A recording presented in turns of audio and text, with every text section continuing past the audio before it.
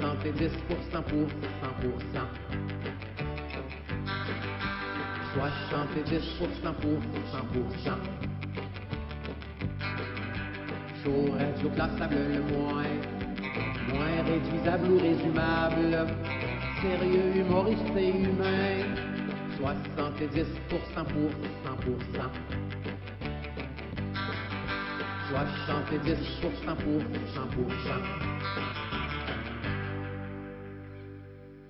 Bonjour, ici Réal V. Benoît et Claude R. Knight, qui, accro tout comme vous, savoure présentement 70%. Bonne écoute. Hey, cette semaine, à 70%, comme on ne peut pas encore inviter d'amis, hein, c'est-à-dire d'habitude c'est Pacou qui s'occupe du coin en bas à gauche. Et comme on a terminé tous les G.I. Joe, tous les épisodes de dessins animés, tous les films, on les écoute depuis le 8 août dernier. Je suis allé checker. Et on se ramasse, donc, il nous manque probablement les jeux vidéo à passer au travers. Je vous ai mis des long plays pour nous accompagner pendant qu'on fait ce 70%. Merci beaucoup tout le monde d'être là. Merci Chinook d'être là. Hey, merci à vous autres à la maison. Ben oui, hein, fait que toi, tu es responsable du chat, tu vas nous amener un petit commentaire. Oui, puis des enfants aussi. Puis des enfants, ben oui, à cette heure, Chinook qui travaille 100% du temps avec les enfants. Cette semaine, je suis en congé, donc les enfants peuvent aller se recoucher. Ben voilà, c'est dit, hein, ça veut pas dire que faites attention quand même, les enfants. Vous êtes nos réserves d'adrénochrome pour l'avenir. Vous êtes l'adrénochrome de demain, on peut dire ça comme ça. Donc, mais en début d'émission, je peux vous mentionner qu'on va terminer avec l'excellent Steven Seagal de Beyrouth. Hein, c'est Jalal Meri qui a l'habitude de réaliser et produire ces films dans lesquels très souvent il tient le rôle principal. Et cette fois-ci, ça ne fera pas exception, hein, c'est Opération Phénix d'or, un film qu'on n'a jamais passé au douteux et qui a été sélectionné par notre bon chum Pascal Grenier qui nous a aussi fait un clip de présentation. Ça nous amène quand même pas mal plus tard en soirée parce que Florence Payette, notre chroniqueuse motivée, celle qui nous amène au monde de la comté, hein, les aventures de Bigoudi Boucle Brune, aussi de Henri Potier et de toutes sortes d'autres affaires.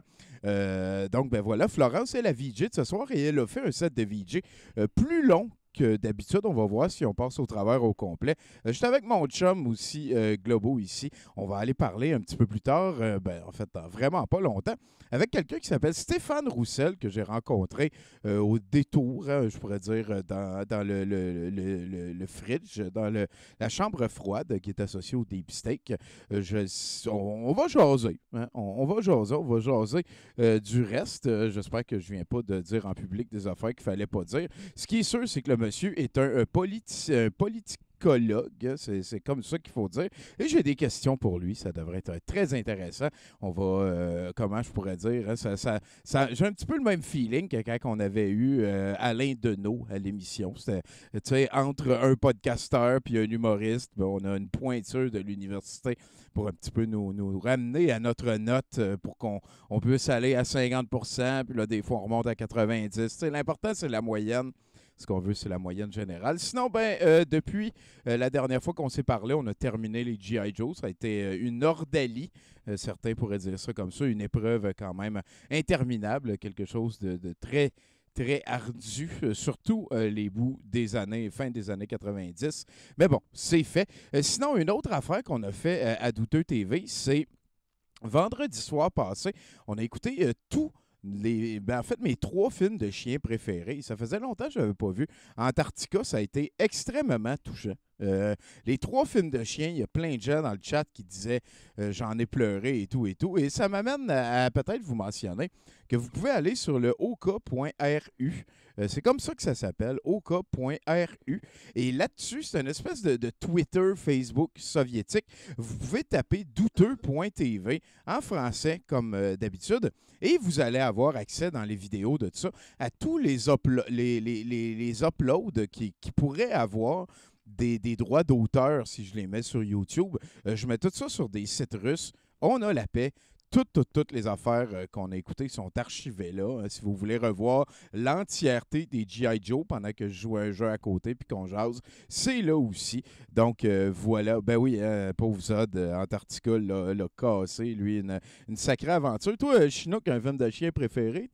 J'ai beaucoup aimé les séries de White Fang, puis l'autre aussi, Call of the Wild des années 70. Là, Ouais, les pas vieux, mal ils étaient hot. pas pires. Ouais, les vieux, ils ouais. étaient pas pires. Il y avait des beaux décors. Ouais. C'était... De l'action, de l'aventure, C'est ça, des chiens des qui... vrais chiens, oh, oui. pas comme le nouveau Togo ou le nouveau Ah, Call of the Wild, qui ne sont même pas en liste pour rien d'intéressant. aucun Oscar pour Togo. Beaucoup de pas d'Oscar. En fait, on va lui donner un Oscar de manque d'Oscar à ce moment-là. Là. Donc, ben voilà, hein, Stéphane, je pense que quand que tu vas capter ce message-là, tu peux nous téléphoner. Sinon, ben Chinook, toi, tu vas-tu nous lire quelque chose en particulier Ben entre ouais, les... il paraît que je pète le feu. Hein? Ben, écoute, T'as remarqué ça fait longtemps qu'on n'a pas vu Chinook à 70%. C'est peut-être ça qui arrive. Hein. Il est en train de se boire une petite bière aussi. On va peut-être avoir Chinook pacté, mesdames et messieurs. Vivre l'aventure avec notre chum. Ça nous amène avec notre invité. Est-ce que je parle à M. Roussel, virgule Stéphane? Monsieur Godette, effectivement, c'est bien moi. Monsieur Chinook, bonsoir. Hey, c'est vraiment un plaisir de te parler, mon gars. On a quand même conversé plutôt pas mal sur Facebook et le reste. Et finalement, je mets une voix et un visage sur le monsieur. Parle-moi de ta journée, Stéphane.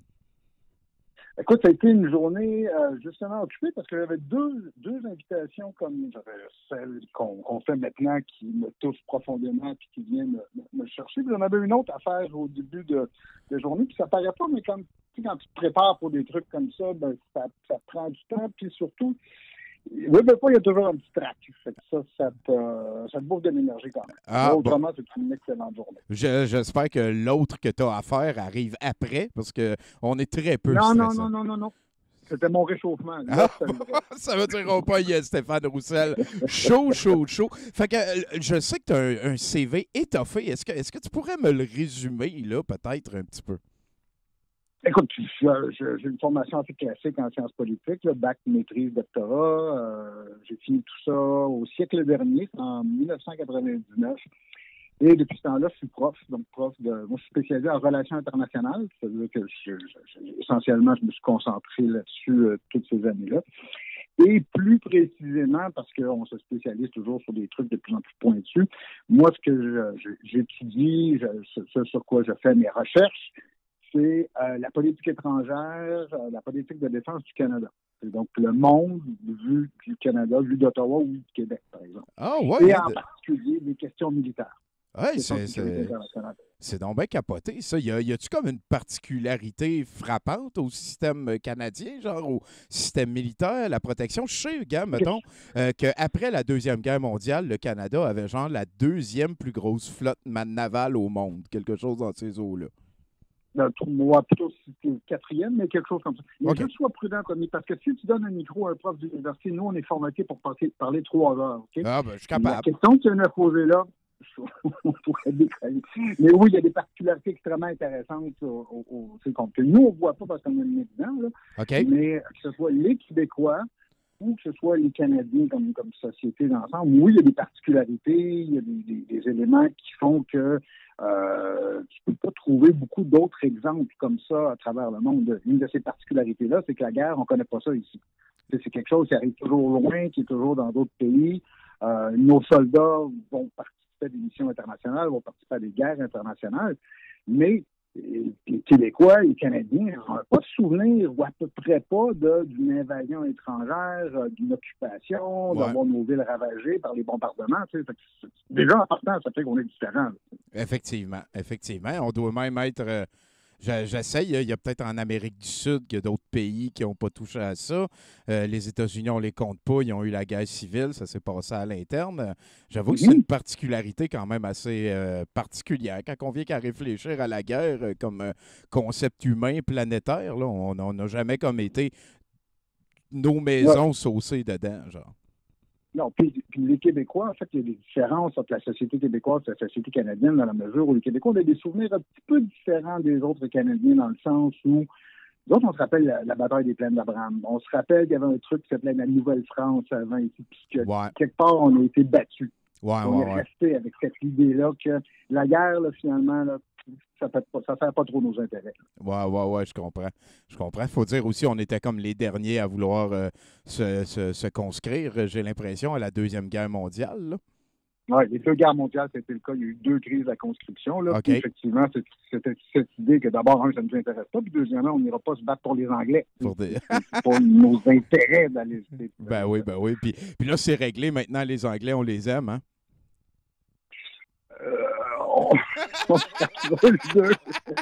J'aimais ça, là. Ils sont très sympathiques. Je m'entends très, très, très bien avec mes collègues anglophones. On a beaucoup, beaucoup de bons échanges. Mais moi, je vois encore la différence entre je comprends.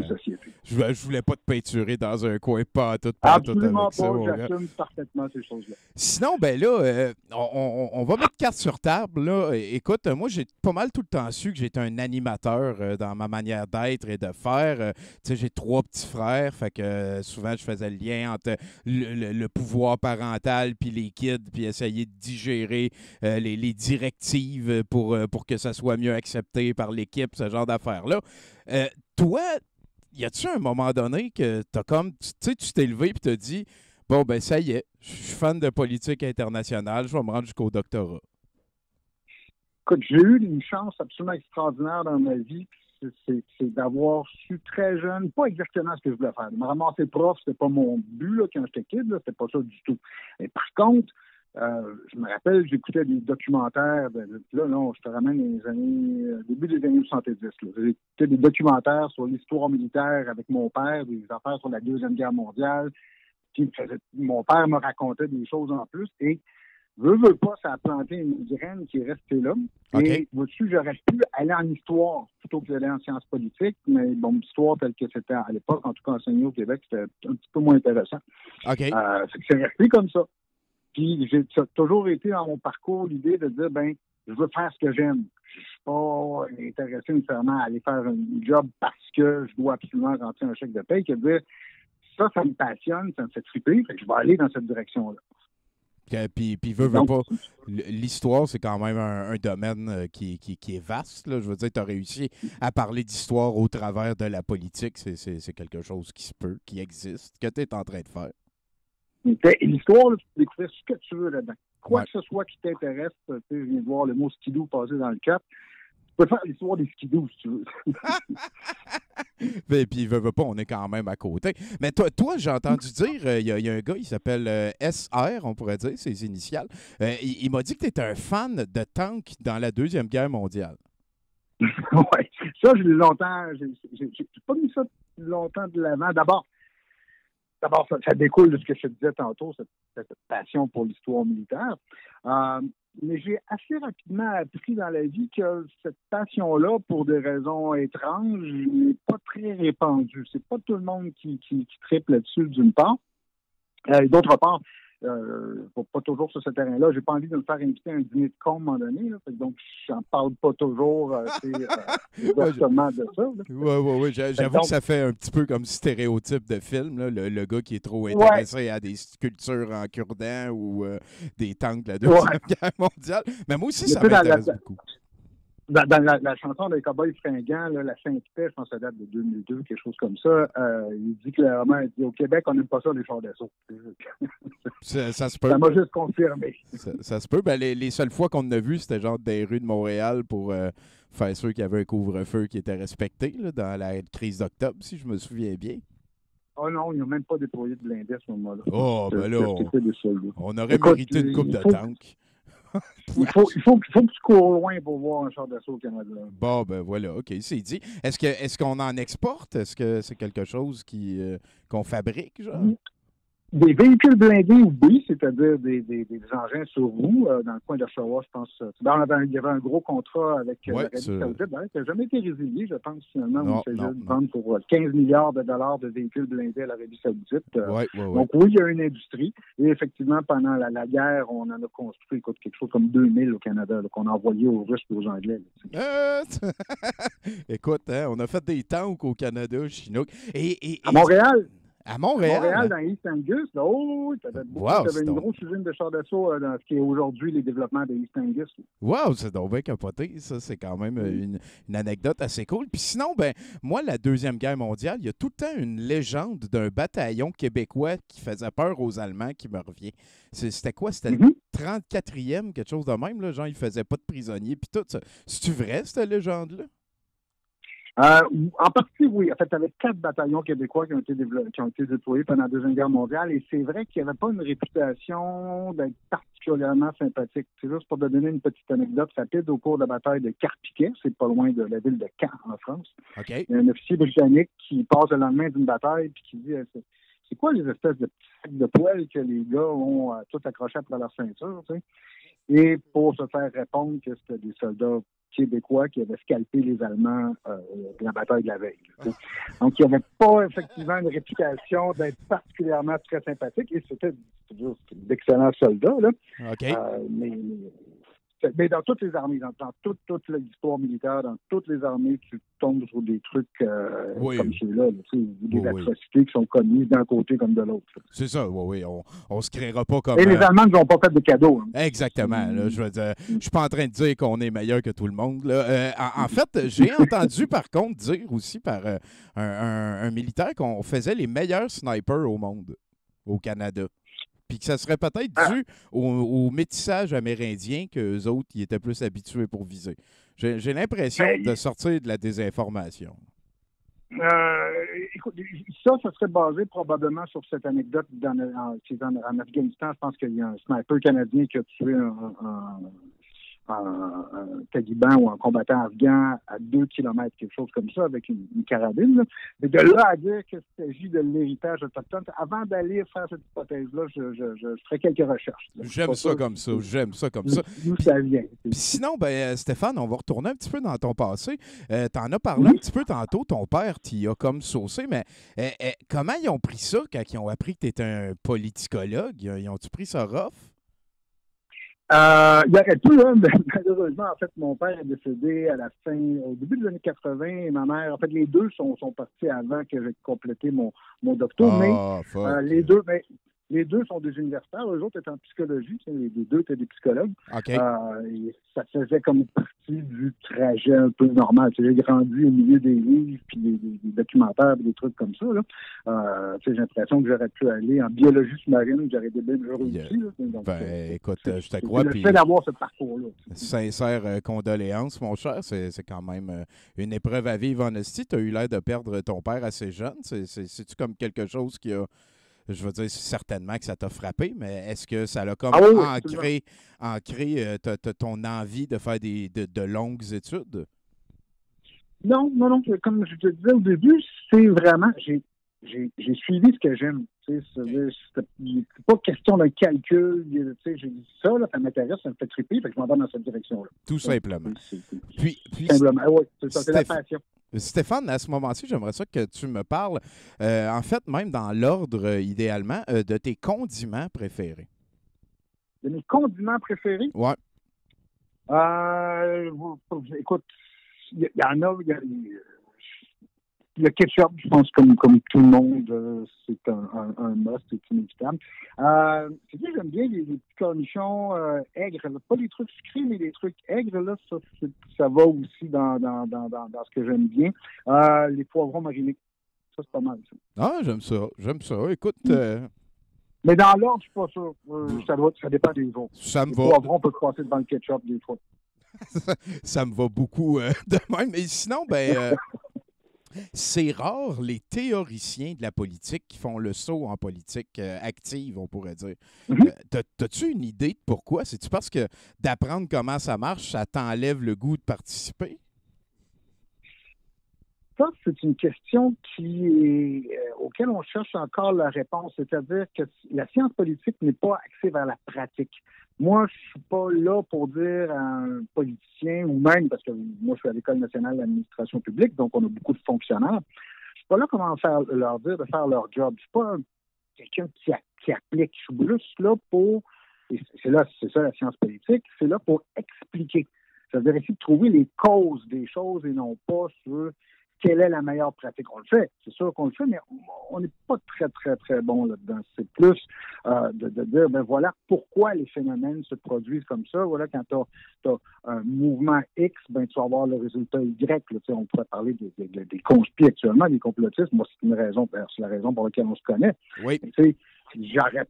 J'aurais peur des conséquences. Je vois les conséquences politiques possibles de ça et ça m'inquiète. Mais là, moi, je cherche à expliquer. C'est pas moi qui va dire nécessairement qu'est-ce qu'on doit faire pour changer ça ou arrêter ça. Donc, c'est ça. La formation en sciences politiques ne mène pas à la pratique de la politique. C'est beaucoup plus quand tu es un avocat. Un avocat va être plus rompu à la politique qu'un politologue. Oui. Ben même, je dirais, de ce que je sais, je dirais qu'au Québec, on est assez champion pour transformer soit des journalistes ou soit des avocats en politiciens après. Il me semble que c'est quelque chose qu'on a vu quand même assez souvent. Et tu noteras aussi qu'on dit la science politique. Hein? C'est pas la politique. Oui, je comprends. Oui. D'ailleurs, on pourrait dire Steve, l'artiste, fait de la politique, mais quand va venir le temps de faire n'importe quelle science, je pense que ça va être un petit peu plus difficile. C'est mon opinion. C'est mon opinion. Et c'est comme Titi aussi qui dit que Stéphane Blais n'a pas d'agenda politique. Oui, non. Ça va pas du tout. Il faut quand même être assez déluré pour croire ça, sacrifice. Sinon, à part, mettons, les tanks, la Deuxième Guerre mondiale, ces affaires-là, as-tu des sujets de discussion qui te branchent? Tu sais, loin de la politique, là, mettons, peut-être que tu collectionnes les cartes de Magic, peut-être que, sûrement pas, là, mais peut-être que, je sais pas, tu es fan de lutte, ce genre d'affaires-là.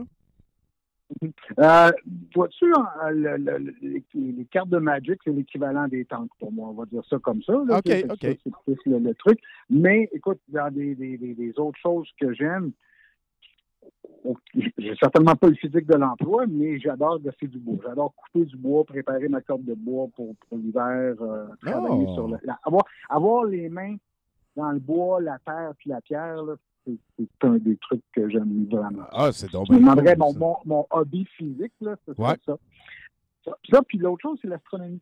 J'ai une autre, si je ne peux pas aller en sciences politiques, peut-être que je serais allé en astronomie. La beauté du ciel, la beauté des étoiles, la beauté des galaxies, c'est des choses qui viennent vraiment me chercher profondément. Si je devine, mettons, tu as un poêle à bois, ça veut dire que tu n'es peut-être pas au centre-ville, ça veut dire que tu as peut-être un ciel qui est observable le soir. Tu t'es-tu comme équipé, télescope et tout, avec un programme, ces affaires-là? Oui, je suis équipé, mais c'est assez rare donc que je vais passer à l'acte. Ah ouais, C'est-à-dire que je vais prendre le temps de le sortir et commencer à pointer des objets. En fait, je suis plus le genre à me promener avec une très bonne paire de jumelles, là, puis à regarder des nébuleuses. Il y a des galaxies. En fait, il y a une galaxie qu'on peut apercevoir de manière très floue, là, mais ça va être plus comme ça, plus m'installer comme sur le bord du lac ou dans des endroits dégagés, là, puis pour regarder le ciel. C'est donc parce que l'endroit où moi je suis, dans Laurentides, des arbres et des pistes de ski, le problème des pistes de ski l'hiver, ça reflète la lumière. Ça coupe une partie du ciel. Ah, ben oui, effectivement. Ben oui, ça fait de la pollution lumineuse. On va s'entendre là-dessus, c'est sûr. Écoute, moi, j'aimerais ça t'entendre parler d'astronomie encore un peu. Tu as sûrement suivi ce qui est arrivé sur Mars dernièrement. T'as-tu une planète préférée? Non, je me suis jamais attaché à une planète en particulier. Moi, quand je parlais des galaxies tantôt, je parlais de 31, la galaxie d'Andromède. Ben oui, ça... Et la première fois où je l'ai vue, d'abord, on peut la distinguer un petit peu à l'œil nu, mais la première fois que je l'ai vue, justement, dans une bonne paire de jumelles puis dans un télescope, je le conseillerais à tout le monde. L'automne, là, si vous êtes dans un endroit dégagé et que vous avez un ciel clair, là, de voir cette espèce de petite tache lumineuse, puis de vous dire que ce machin-là est à 2 millions d'années-lumière de nous. Que la petite tache lumineuse que vous voyez, là, c'est la lumière d'il y a 2 millions d'années. C'est toujours spécial. C'est vrai que c'est une sacrée réalisation. Moi aussi, c'est de loin ma science préférée. Et pour ramener ça à la politique aussi, c'est que quelque part, il y a une dimension philosophique. Là, tu dis, tous les problèmes politiques qu'on vit, toutes les guerres qu'on vit, toutes les difficultés de l'existence humaine, à l'échelle de l'univers ou à l'échelle d'une galaxie, ça fait tellement relativiser les choses là, que c'est une expérience en soi. Là. Ah, je suis totalement d'accord. Puis même aussi juste le concept que, mettons, on pourrait remonter à Sophocle, puis même les Babyloniens avant, qu'il y ait pratiquement le même ciel que nous à regarder. Moi aussi, c'est le genre d'affaire qui me fascine. Que eux autres, c'était comme le TV, là, veux pas. Il y avait pas de Power Rangers, fait qu'ils étaient obligés de regarder dans le ciel, puis de checker. C'est ça, de regarder le show de lumière. J'ai tout le temps trouvé ça, moi aussi, assez capoté. Mais tu sais, toi, tu me disais le ciel il y a 2000 ans, justement, on ramène ça à un autre truc, c'est que le ciel, il a bougé depuis 2000 ans. Les constellations sont pas nécessairement... Et que les signes astrologiques que tous et chacun on s'est fait donner, selon notre date de naissance, c'est pas les bons. Non. Faut que tu décales ton signe d'un mois. Et moi, on m'a appris quand j'étais jeune que j'étais, je pense, Capricorne, puis en réalité, je suis Sagittaire. C'est ça, t'es celui d'avant. Tommy, il pense encore qu'il est Bélier. Ben oui, c'est ça. Moi, je suis sûr que ben, en fait, j'en parle pas vraiment souvent. Puis même, vu que ces maisons-là ont été déterminées par les Babyloniens, ça fait quand même presque 5000 ans, ben, on se ramasse aussi. Ils ont oublié un des 13 signes qui était comme plus petit. Le ciel était divisé à la base en 13 signes différents. Fait que si on peut, mettons, parler d'astrologie un petit peu, toi puis moi, on vient comme de nommer 2 raisons de vraiment approcher ça avec méga beaucoup de doses de sel, de grains de sel. Le code ne marche plus. Ma position là-dessus est claire.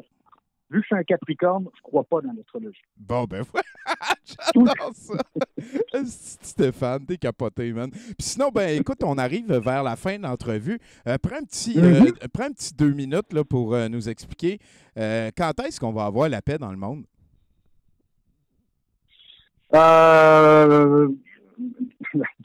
Souvent, quand je réponds à cette question-là, je vais perdre ma job. Tu viens de passer 30 secondes. Là.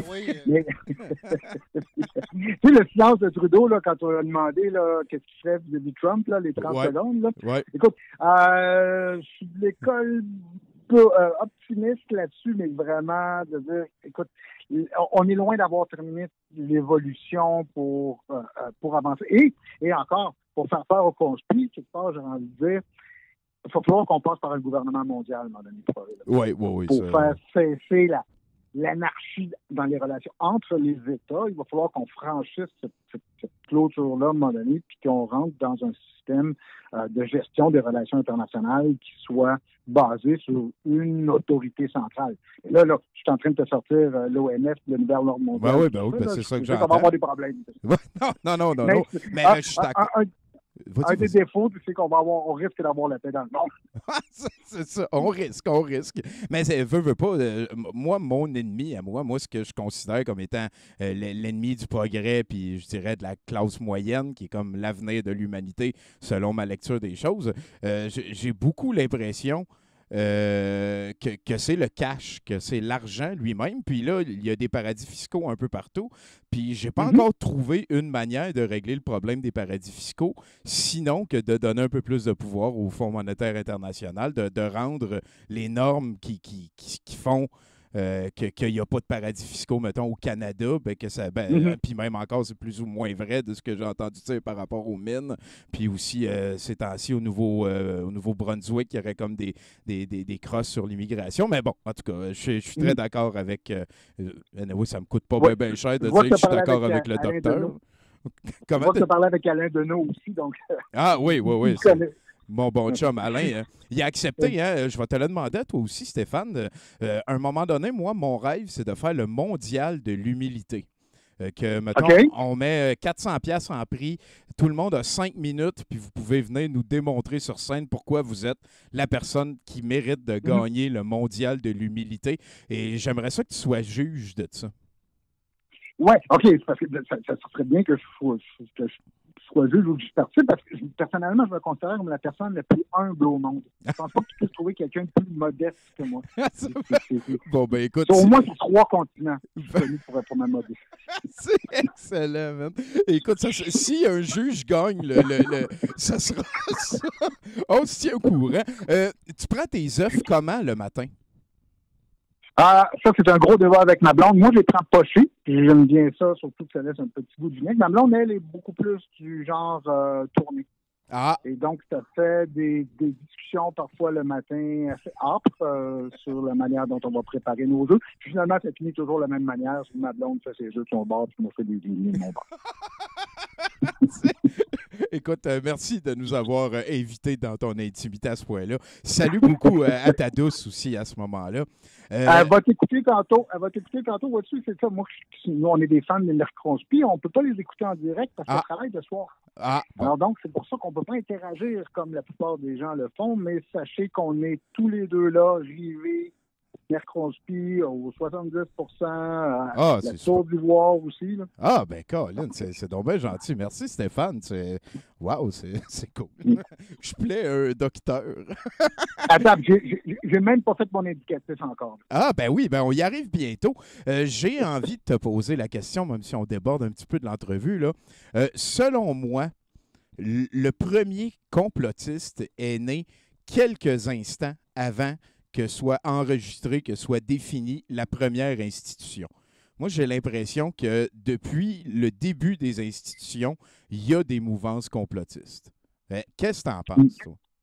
Ben, ça fait sens parce que le complotisme, c'est une critique de l'autorité. Quoi que tu dis qu'il est né avant, il aurait dû peut-être naître après, mais dans la mesure où le complotisme, c'est en bonne partie un rejet de l'autorité, un rejet des conventions, un rejet de ce que la majorité accepte comme étant un comportement ou une croyance qui est correct.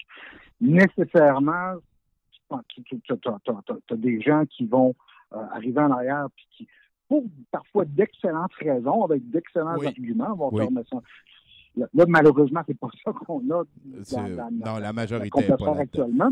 Ouais. Mais oui, il y a un phénomène de balance qui se fait. Là. C'est une institution qui se crée. S'il y a un consensus qui se crée quelque part, tu vas avoir des gens pour remettre en question ce consensus-là. Et en soi, ce phénomène-là, il est sain. Tu l'as dit toi-même souvent dans tes éditoriaux. Oui, on a besoin d'esprit critique, on a besoin de remettre les choses en question. Non, on ne doit pas tout accepter tel que c'est là. C'est juste qu'on n'a pas le droit d'amener des réponses farfelues ou qui n'ont pas d'allure. Oui, faut quand même. Un consensus, c'est pas un travail d'avant-hier, c'est quelque chose qui peut être plus long à changer. C'est aussi quelque chose qui veut pas. Parce qu'il y a déjà eu des révolutions scientifiques, on a déjà eu des révolutions coperniciennes, des changements majeurs, mais ça ne se fait pas à tous les 2 ans. Là. Non. Puis même, on pourrait peut-être rajouter plus récemment la montée des droits civiques avec les affaires pour les personnes de couleur aux États-Unis, même les femmes aussi. Ça fait pas longtemps qu'elles sont les bienvenues dans la discussion politique.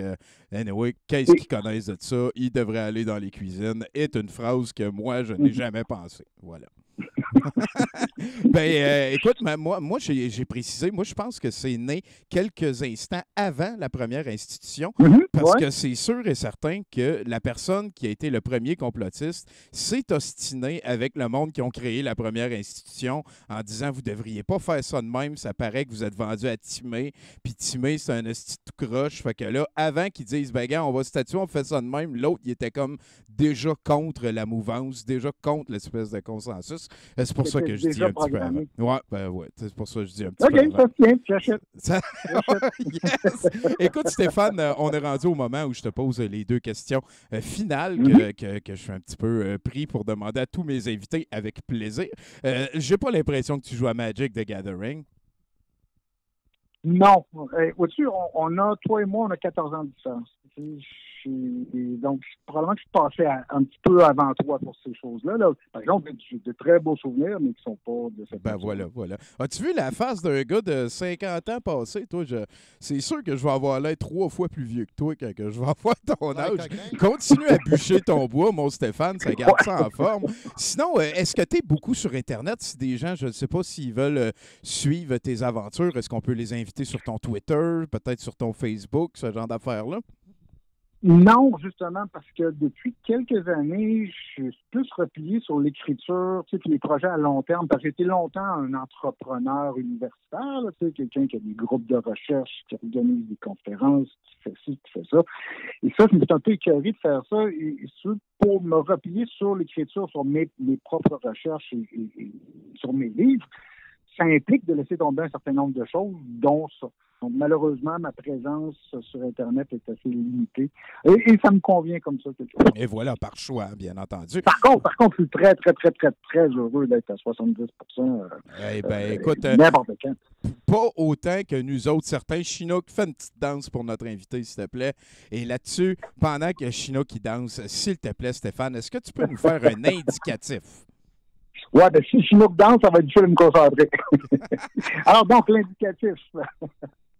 Bonjour, je m'appelle Stéphane Roussel et je suis non seulement 70%, mais aussi le microspi, le tour d'ivoire, je vous l'avais déjà dit, parce que je suis un fan fini de Tony Godet et en particulier de ses éditoriaux, je tiens à le souligner, que j'admire pour le mélange très équilibré d'intelligence et de sensibilité. Ces deux mots-là sont très importants. Donc, la sensibilité et l'intelligence des propos de Tony Godet. Bon, écoute, Stéphane, merci beaucoup. C'est pas l'indicatif qui me fera pas rougir à chaque fois. Ce fut un plaisir de t'avoir à 70%. Et maintenant, on peut parler de mon contrat? Oui, on va faire ça, mais plus dans une entrevue. Sûrement que je vais te demander de faire une entrevue un petit peu plus longue en tête à tête, moi et toi, dans le futur rapproché, si ça te va. Écoute, Tommy, ça me ferait un très grand plaisir. Puis merci beaucoup de m'avoir invité. C'est vraiment un honneur, mais surtout un très grand plaisir. J'apprécie beaucoup, même si on parle de chars d'assaut et d'autres choses comme ça. C'est vraiment agréable. Moi, j'aime tout ça, ces sujets-là. Je te remercie. Toi aussi, Stéphane. Et dis salut à ta douce et passez les deux une excellente fin de soirée. Ben, elle te salue d'avance, j'en suis sûr. All right, on fera ça. Allez, à bientôt, mec. À bientôt. Ouais, salut, Chinook. Ah, il t'a dit salut, Chinook. Ah, il fait salut. Hey, bon, ben, merci, Stéphane Roussel. Ça nous ramène à 70%. Hein. Ça apprécie. Hein. C'était intéressant de jaser avec. Mais là, s'il y a un gouvernement mondial, là, Ouais. puis que le gouvernement mondial nous dit qu'il faut manger nos œufs brouillés, puis que j'ai le goût de les manger pochés, Ouais. est-ce qu'il arrive avec ta paix dans le monde? Ben, ça me surprendrait vraiment beaucoup que l'éventuel gouvernement mondial statue sur la manière que tu dois manger tes œufs. Moi, je dis, là, qu'est-ce qui va arriver, là? C'est qu'ils vont casser ton œuf. Pauvre Chinook, s'il est en train de l'échapper. Toi, Bruno, t'en penses quoi? Ben, moi, je pense que on peut pas prouver l'inexistence de quelque chose. Ça se tient. C'est un concept avec lequel j'ai scoré souvent en discutant avec des personnes prises d'une dérive conspirationniste. Puis moi, je le sais dans mon cœur que Chinook qui veut manger ses œufs brouillés. T'es allé là, hein, mon Chris. Dans ton Tournés, en fait. Il n'y a pas personne qui en a parlé de ça, les œufs tournés. Personne, jamais. Personne n'en a jamais parlé. Jamais. Est-ce que ça commence bien? On a eu du fun beaucoup hier à Douteux la nuit, Bruno. Je te remercie bien, gros. C'est tout un moment fort de ma semaine. Quand on est allé, vous checkerez ça, hein, les membres de notre Patreon. Tu donnes 2$ par mois, puis tu as accès à 4 de ces shows-là. On est sur Solidarita. Et on tripe orgno, hein? On tripe orgno, on peut dire ça. On tripe. Oui. Hey, ben, de quoi qu'on jase à soir, toi puis moi, là? Tony, je ne savais pas à quel point. Je pense que ça va être le fun. Ça va rejoindre un petit peu les propos que tu viens de tenir, hein, avec Stéphane. Gwyneth Paltrow était dans les nouvelles cette semaine. Avec son couple? Parce qu'en tant qu'actrice et blogueuse, hein, elle avait des conseils médicaux pour nous. Effectivement, la star, mieux connue pour son rôle de colis pour Brad Pitt dans le film Seven, affirme que pour pallier à ses symptômes de la COVID, elle a suivi un régime strict incluant des jeûnes intuitifs, la prise de suppléments au service d'une meilleure santé intestinale et des saunas d'infrarouge. Peu importe ce que ça veut dire. J'étais pas mal rendu à ça, moi aussi. Là, à peu importe ce que... Des saunas d'infra... Voyons, donne-toi une claque, Bruno. Donne-toi une claque là. C'est ça. Merci. Ce sur quoi, hein, la communauté médicale a bien sûr répondu « Ah ben oui ». On y avait toutes collectivement jamais pensé. Voilà. Hein, ça te prend une célébrité pour le mettre dans des mots. Tu sais, que tu fais comme ah ben oui. Tu sais, on est tous de même dans le fond. Ce qui nous amène cette semaine. On attend notre Gwyneth Paltrow, tout le monde. Ben oui, Bruno. Voilà. Donc, ce qui nous amène cette semaine au concept de foi, hein, parce que c'est quelque chose de spécial, la foi. C'est quelque chose de généralement aveugle, hein, qui se base sur aucun précédent, aucune preuve, seulement une conception ancrée profondément dans l'esprit et une forte émotion que cette conception est la bonne. C'est quelque chose qui existe à travers toutes les régions géographiques, à travers toutes les cultures et je dirais même à travers toutes les personnes, même ceux qui disent ne pas avoir aucune foi. Je pense que c'est pas vrai. Je pense que tout le monde a un certain type de foi. Ben, moi je pense que le monde qui dit qu'ils n'ont pas de foi, c'est ça leur foi. Voilà. Puis, donc, c'est certain qu'on pense surtout aux personnes religieuses en premier quand on parle de foi, hein? Mais tout le monde peut avoir la foi, une foi même qui peut être testée à plusieurs reprises et qui ne s'effondre jamais. Gwyneth Paltrow, par exemple, croit probablement ce qu'elle dit. Hein?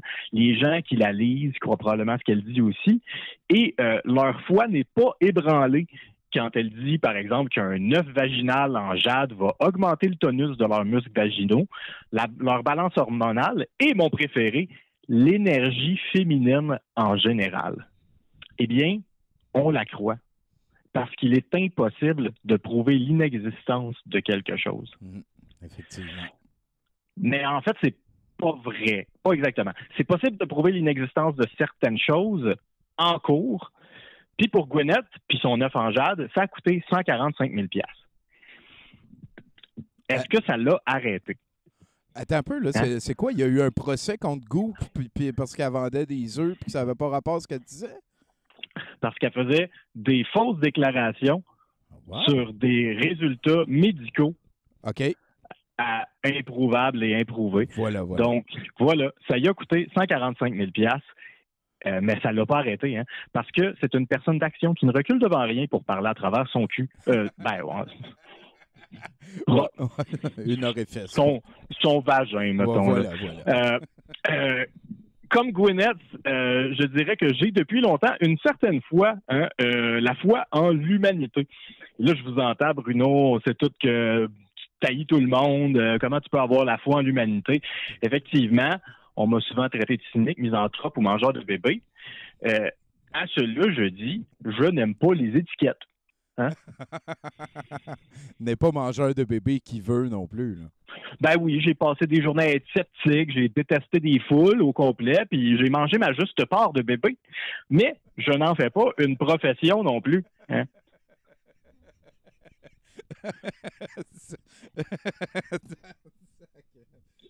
La phrase « j'ai mangé ma juste part de bébé », je pense que je vais la mettre dans ma phrase préférée de l'année.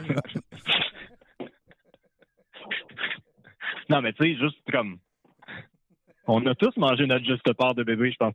Donc, comment expliquer cette foi en l'humanité? Hein? Simplement, c'est la conviction sincère qu'en tant que race, on a la capacité d'en arriver à une solution, un consensus qui va nous permettre d'atteindre un niveau de contentement général, hein, en prenant en considération les circonstances de tous.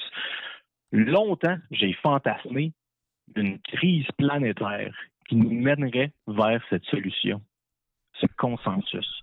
Un moment où tous les pays doivent s'unir pour combattre un ennemi commun, hein, une crise qui forcerait les gouvernements du monde à s'accorder sur une base planétaire en se basant sur des avis d'experts.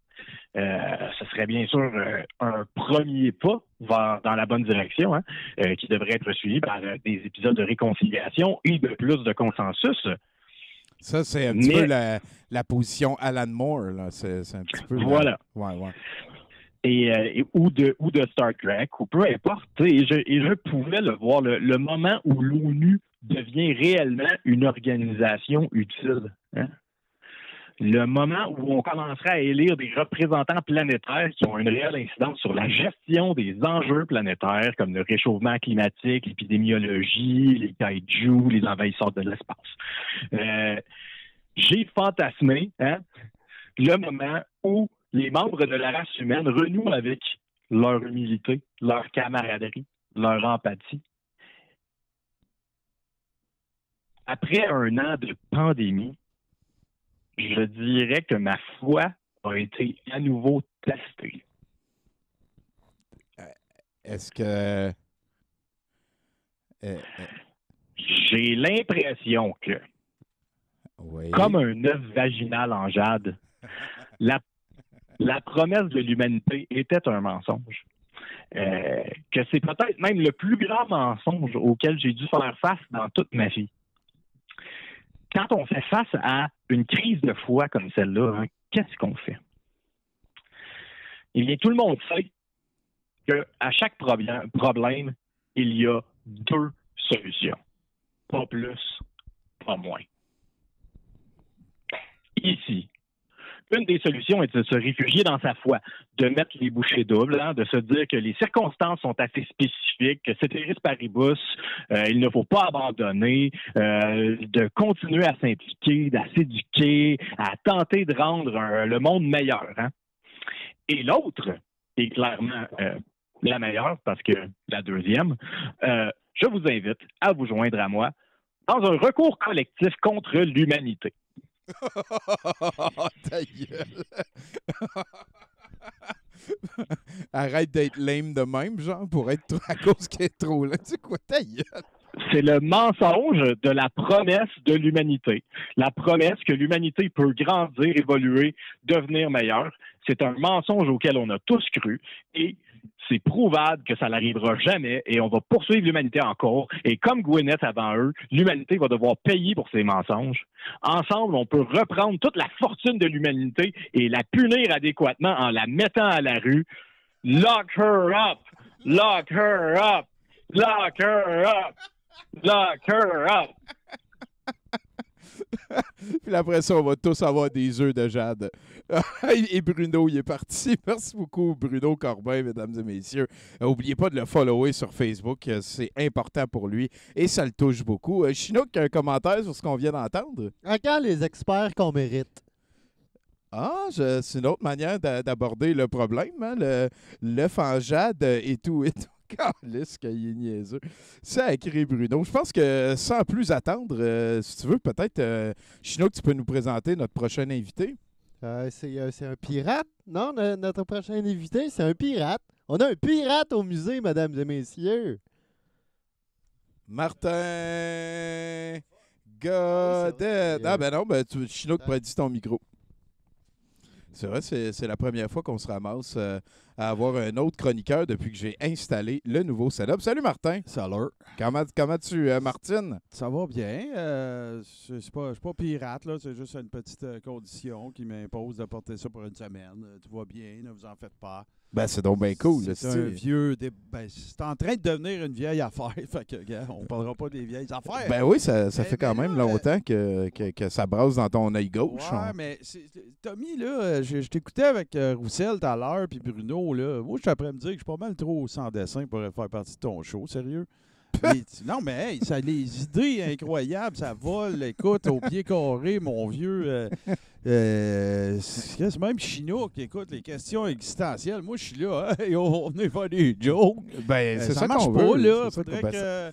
Je sais pas, je te parle de l'embargo de l'OPEP de Sheikh Yamani en 74 peut-être, ou quelque chose de même. Moi c'est comme d'habitude, tu peux parler vraiment de ce que tu veux, Martin. Ben, je vais te parler, en fait, d'une question importante, Tommy, que je me pose de plus en plus, en fait. Et c'est la suivante. Est-ce qu'il est possible, parce qu'il y aurait certains chercheurs qui prétendraient que c'est faisable, de prouver empiriquement que l'humour peut servir à la radicalisation?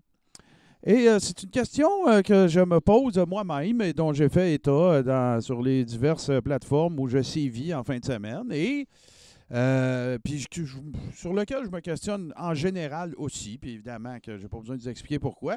Et j'en suis venu à une conclusion. Écoute, si effectivement il est prouvable empiriquement, ce que je ne remets pas en doute, qui est prouvable empiriquement de démontrer que l'humour, si cinglant soit-il, si bienfaisant soit-il, peut contribuer à la radicalisation d'une certaine caste de la société. Ça veut donc également dire qu'il serait prouvable empiriquement d'en démontrer les bienfaits. Alors, quand j'aurai vu les deux, je pourrais me prononcer, mais là, c'est parce que j'imagine que ça ne doit pas être aussi sexy de faire une recherche démontrant que l'humour contribue à la zénisation d'une certaine caste de la société ou le fait que l'une des parties de la société ne tombe pas dans l'autre caste qui serait peut-être potentiellement radicalisable. Alors, moi, j'ai comme fait le choix idéologique d'attendre qu'il y ait une dite étude qui pourrait me faire la démonstration également, ou en tout cas mesurer l'impact que l'humour a de positif et pas juste de négatif.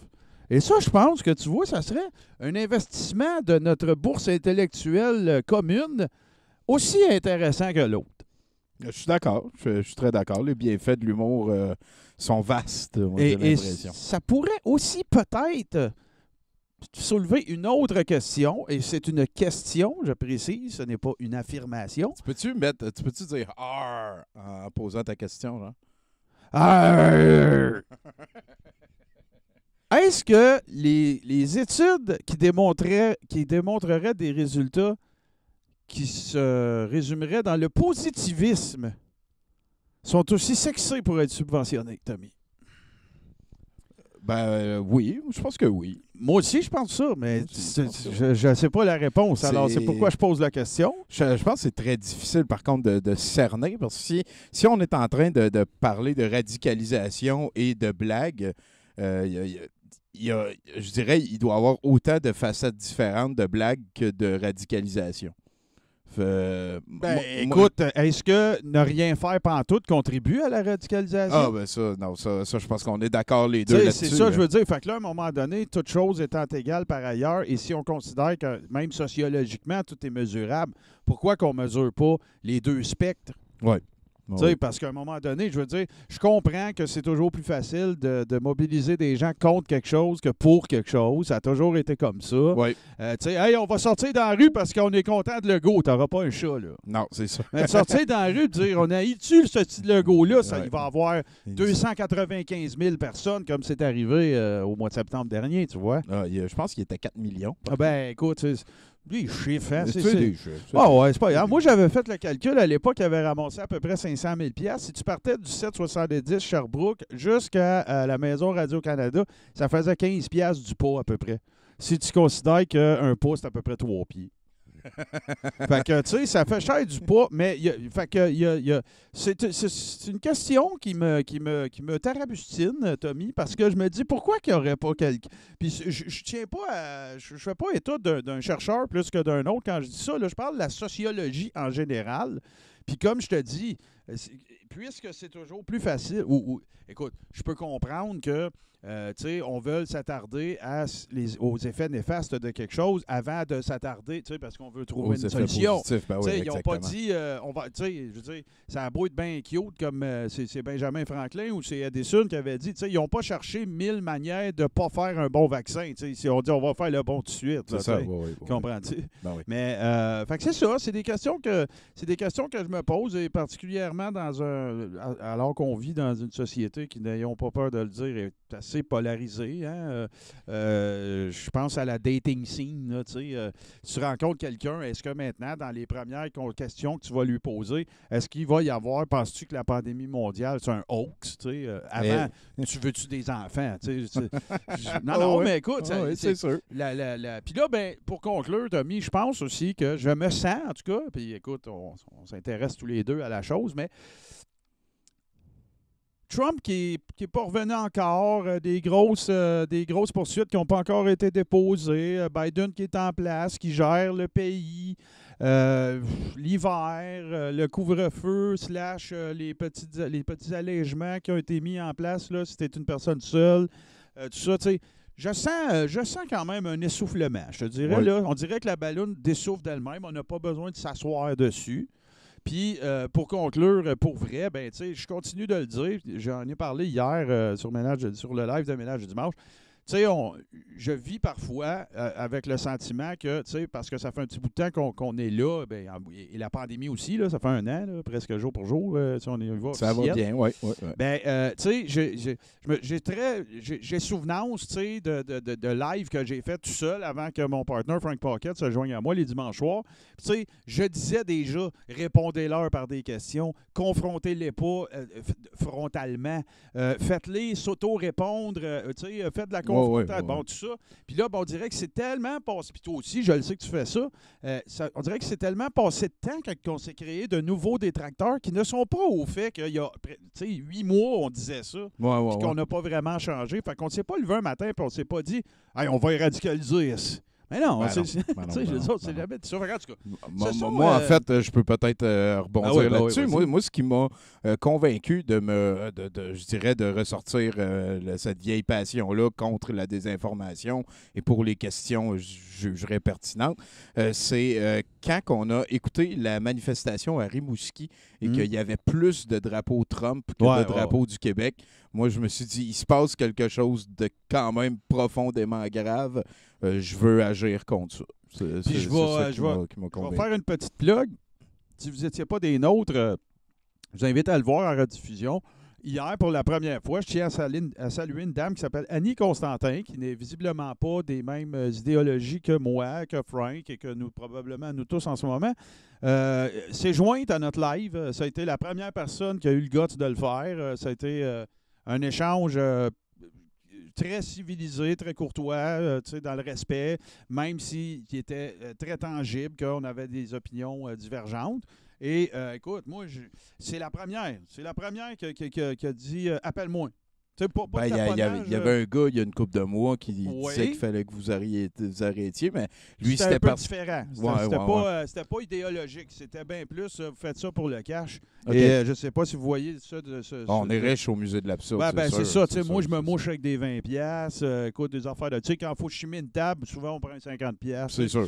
Fait que, tu sais, c'est ça. Là, j'ai fait le calcul, c'est 8 cents à peu près qu'on fait avec ça. Qu'est-ce que tu fais avec ça? Ouais, c'est quand même cool. Écoute, c'est des boules tu peux t'acheter des bazookas peut-être 2 à l'heure. C'est cool. Voilà. Ben écoute, merci beaucoup, Martin, de Ménage du dimanche, le crachoir et le deep steak. Merci à vous autres de laisser un petit clin comme moi avec des sommités de ce genre-là. Écoute, les go... Vas-y.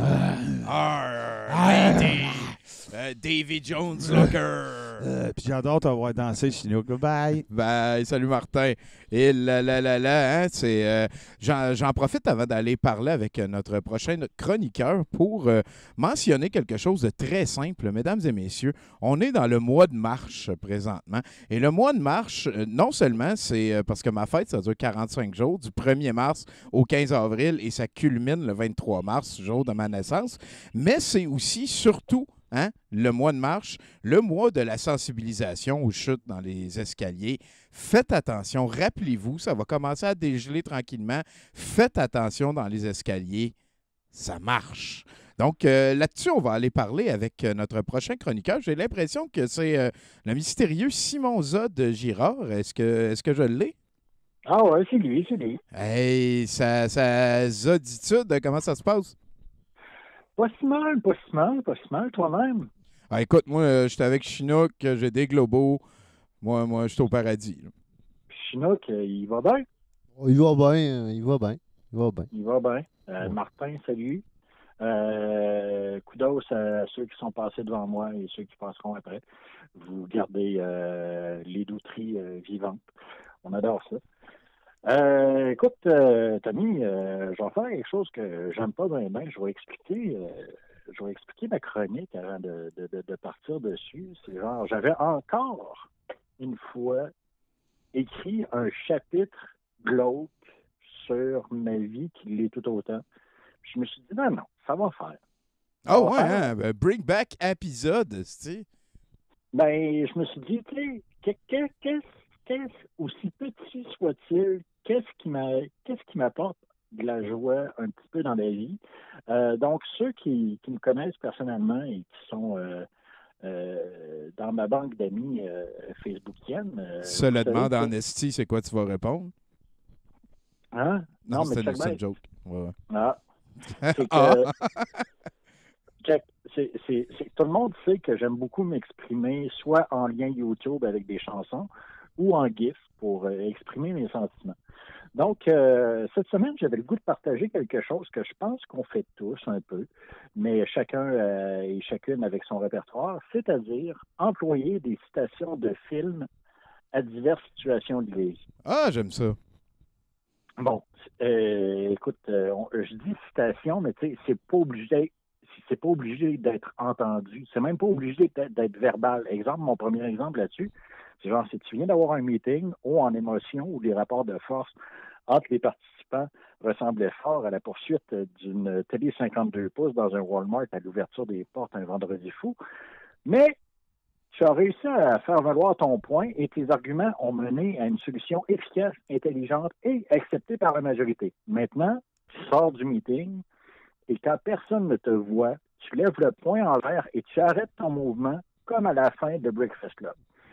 Ça, c'est un exemple non verbal de célébration, d'utilisation je dirais, de citations cinématographiques. OK. Un autre exemple. Tout le monde, s'il te plaît, voyons, je veux dire, excuse-moi, il y a quelqu'un, Cosmo Jester, qui est mon pusher en point GIF, merci bien gros pour ça. D'ailleurs, il mentionne que c'est un petit peu comme la trail d'Alexis Cossette-Trudel que tu es en train de nous offrir, là, lui aussi.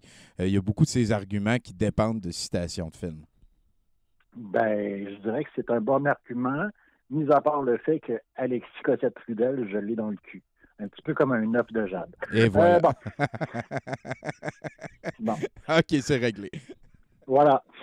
Un autre exemple non verbal, tu sais, t'écoutes Big Brother Célébrité, tranquille, et Kim dit a dit quoi que ce soit qui se veut stratégique, immédiatement, je suis comme Matthew Perry dans Le Nouveau Voisin, quand Bruce Willis lui lance une canette de bière après avoir tué son collègue et ami devant lui.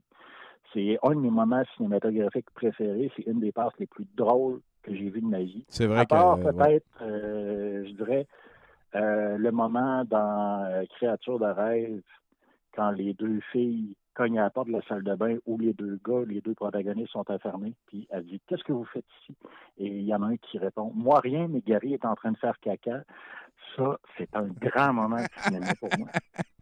Effectivement. Moi, je pense que ma joke préférée au cinéma de tous les temps, c'est à la fin de Naked Gun 2.5, quand que le méchant il tombe en bas du building, puis il survit en tombant sur l'espèce d'auvent là, qui a par-dessus l'entrée. Puis là, il se replace le linge, puis là, il se fait sauter dessus par un lion en plein milieu de New York. Moi, je pense que c'est ma joke de cinéma. Non, la surprise, c'est une arme redoutable en humour. Effectivement. J'ai payé 14 000 $ pour le savoir à l'école. Ça a été ça ma surprise. C'est une zone de Chris. Alors, je vous ai donné 14 000 $, c'est tout ce que vous m'avez dit. Merci. Je vais aller faire une dépression. Bon, moi, je suis content que tu sois dans ma vie, en tout cas. Ouais, c'est réciproque. C'est très réciproque. Mais, tu sais, des fois, le verbal est de mise. Tu sais, comme je parlais d'un meeting tantôt, admettons que quelqu'un vient de gagner un argument à cause d'une niaiserie, puis finalement, c'est vers lui que les décisions se tournent. Ben, moi, je deviens Ron dans Harry Potter qui marmonne « It's Leviosa, not Leviosa ». Cette espèce de petite rancœur-là, je la trouve très bien exprimée dans cette scène-là au cinéma. Quand vient le temps de jaser de bouffe, ça arrive souvent, c'est un besoin essentiel. Encore là, je reviens à une créature de rêve. S'il y a du monde qui se demande quoi manger, ben moi, j'ai Bill Paxton qui me revient en tête puis qui dit « Ça te dirait un sandwich au porc avec de la mayonnaise dans un cendrier sale? » Mais tu sais, je le dis pas nécessairement à voix haute. Ça dépend j'étais avec qui. Mais bon.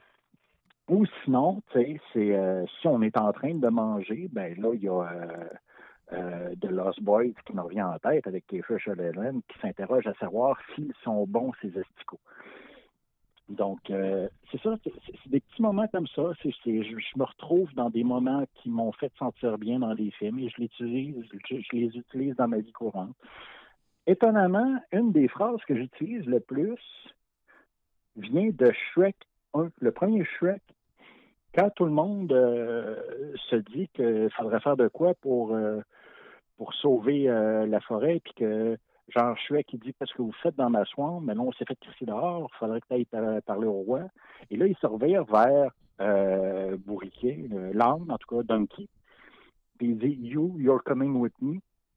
Ça, je l'utilise tout le temps, à chaque fois que, genre, je suis pour sortir de chez nous, puis là, je fais l'inventaire de ce que j'ai sur moi. Est-ce que j'ai mon portefeuille? Est-ce que j'ai mes clés? Puis là, ça fait « Ah, c'est ma vapoteuse. » Fait que là, après, je cours dans mon appartement. C'est 1,5, fait que c'est pas beaucoup d'exercice. Puis là, je la trouve. Puis là, j'ai « you're coming with me. » You're coming Ça with fait que me. ça peut s'appliquer à d'autres situations. Tu sais, c'est genre, t'es dans un snack shop, puis tu trouves un vibrateur aux couleurs de ton lutteur préféré. Tu dis « you're coming with me. » Il y a un double sens aussi là, avec le coming. Mais bon. Sinon, ben, tu sais, il y a Retour vers le futur. Tu sais, des fois, c'est t'es avec des amis, on se demande quoi faire, puis là, ça bouge pas, tu t'attends qu'une décision se prenne, puis là, c'est... Moi, dans ma tête, il y a de l'espèce d'impatience de Marty McFly face à son père qui dit, tu seras pas obligé de te battre, papa, papi, papo. Fait que, tu sais, tu peux peut-être skipper la partie se battre, parce que c'est pas nécessairement qu'il y a tout le temps un conflit, mais tu sais, le papa, papi, papo, ça me fait descendre d'une coche par rapport à mon irritation qu'une décision soit prise. J'adore ce film-là pour ça. C'est, je pense, le film que j'ai le plus écouté. Là, vous avez peut-être remarqué aussi que des fois, je dis mes citations en français et des fois en anglais. Il faut que je fasse une parenthèse là-dessus. Si c'est un film que j'ai vu avant Batman Returns, là, je parle du deuxième film de Tim Burton. Michel Pfeiffer en saut serré, là. Voilà. Si j'ai vu ce film-là avant, il est en français. Si j'ai vu ce film-là après, il est en anglais. OK. Parce que en voyant ce film-là en anglais, j'ai réalisé à quel point je perdais dans les traductions et après, ça a été définitif. OK. Parce que Selina Kyle, Catwoman, en français, c'est la même crise de voix. Excusez pour le sac. Mais en anglais, il y a vraiment une différence palpable. Oh mon Dieu, ça a été la révélation. J'ai dit, je perds tellement de trucs dans les traductions. Fait que, dans le sens que quand que Selina Kyle est habillée en Catwoman, elle prend comme un accent félin, genre, je sais pas comment dire. Oui, c'est un tout autre jeu, là. Puis ça se sent dans sa voix, puis mais mon Dieu, c'est con, là, c'est pas dans le top 10 sur IMDb. Oui, je comprends. Ouais. Mais ça m'a fait... Tu sais, des fois, tu réalises à des moments que tu ne t'attends pas. C'est la surprise, 14 000 voilà. Donc, c'est ça. Batman Returns a une importance dans ma vie. Ben moi, tu vois, tu viens de m'en fournir une ce soir. Maintenant, pratiquement toutes les surprises desquelles je vais être témoin vont valoir 14 000 à partir de maintenant. Ah, une surprise, c'est 14 000 14 000 c'est une surprise. Voilà. Fait que, c'est ça. Écoute, j'aurais peut-être une dernière citation je me suis trompé de film en plus, mais une chance que je suis alerte. Ben oui. C'est bref, comme je disais au début, j'avais écrit un autre chapitre de marde de ma vie en pandémie qui se demande quoi faire et à quoi ça sert tout ça. Mais bon, je vais vous quitter sur les bonnes paroles de Gone with the Wind. Frankly, my dear, I don't give a damn. Merci beaucoup, Simon Zod. Hey, ça m'a fait un grand plaisir de vous jaser. Puis bonjour à toi et à Chinook. Passez une bonne vie. Tu vois, tu viens de le faire sourire. Là. Chinook est content. Es-tu content, Chinook? Oui. Regarde, tu vois, il est content. C'est grâce à toi, ça. Yeah! Hey, merci, Zod. À bientôt, man. OK, bye. Salut. Et là, ça m'amène, avant d'aller au prochain chroniqueur, à vous inviter tout le monde. Je vais peser Enter. C'est Mois de marche sur Facebook. Vous pouvez taper aussi Faire attention dans les marches. On a appelé ça comme ça, le groupe. Ce qu'on vous demande à ce moment-ci, c'est d'aller raconter sur Faire attention dans les marches. Vous pouvez créer un post, n'importe lequel, de nous raconter une anecdote impliquant un escalier et de la souffrance pour que notre gentille graphiste Caroline Veilleux, alias Petite Poussière, mette ça en image. On va se ramasser avec un très beau wall rempli on pourrait dire, de légendes qui nous démontrent qu'est-ce qu'il faut faire dans les escaliers, Chinook? Attention, faut faire attention dans les escaliers. T'as-tu une histoire d'horreur, toi, Chino? Bon, oui, je sortais d'un bar à un moment donné, puis il y avait juste 3-4 petites marches.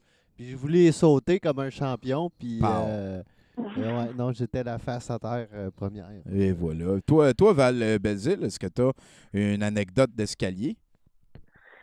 Oui, moi, ça m'est déjà arrivé de dévoiler les escaliers. Ben, écoute, j'aime bien boire, hein, fait que ça va ensemble. Oui.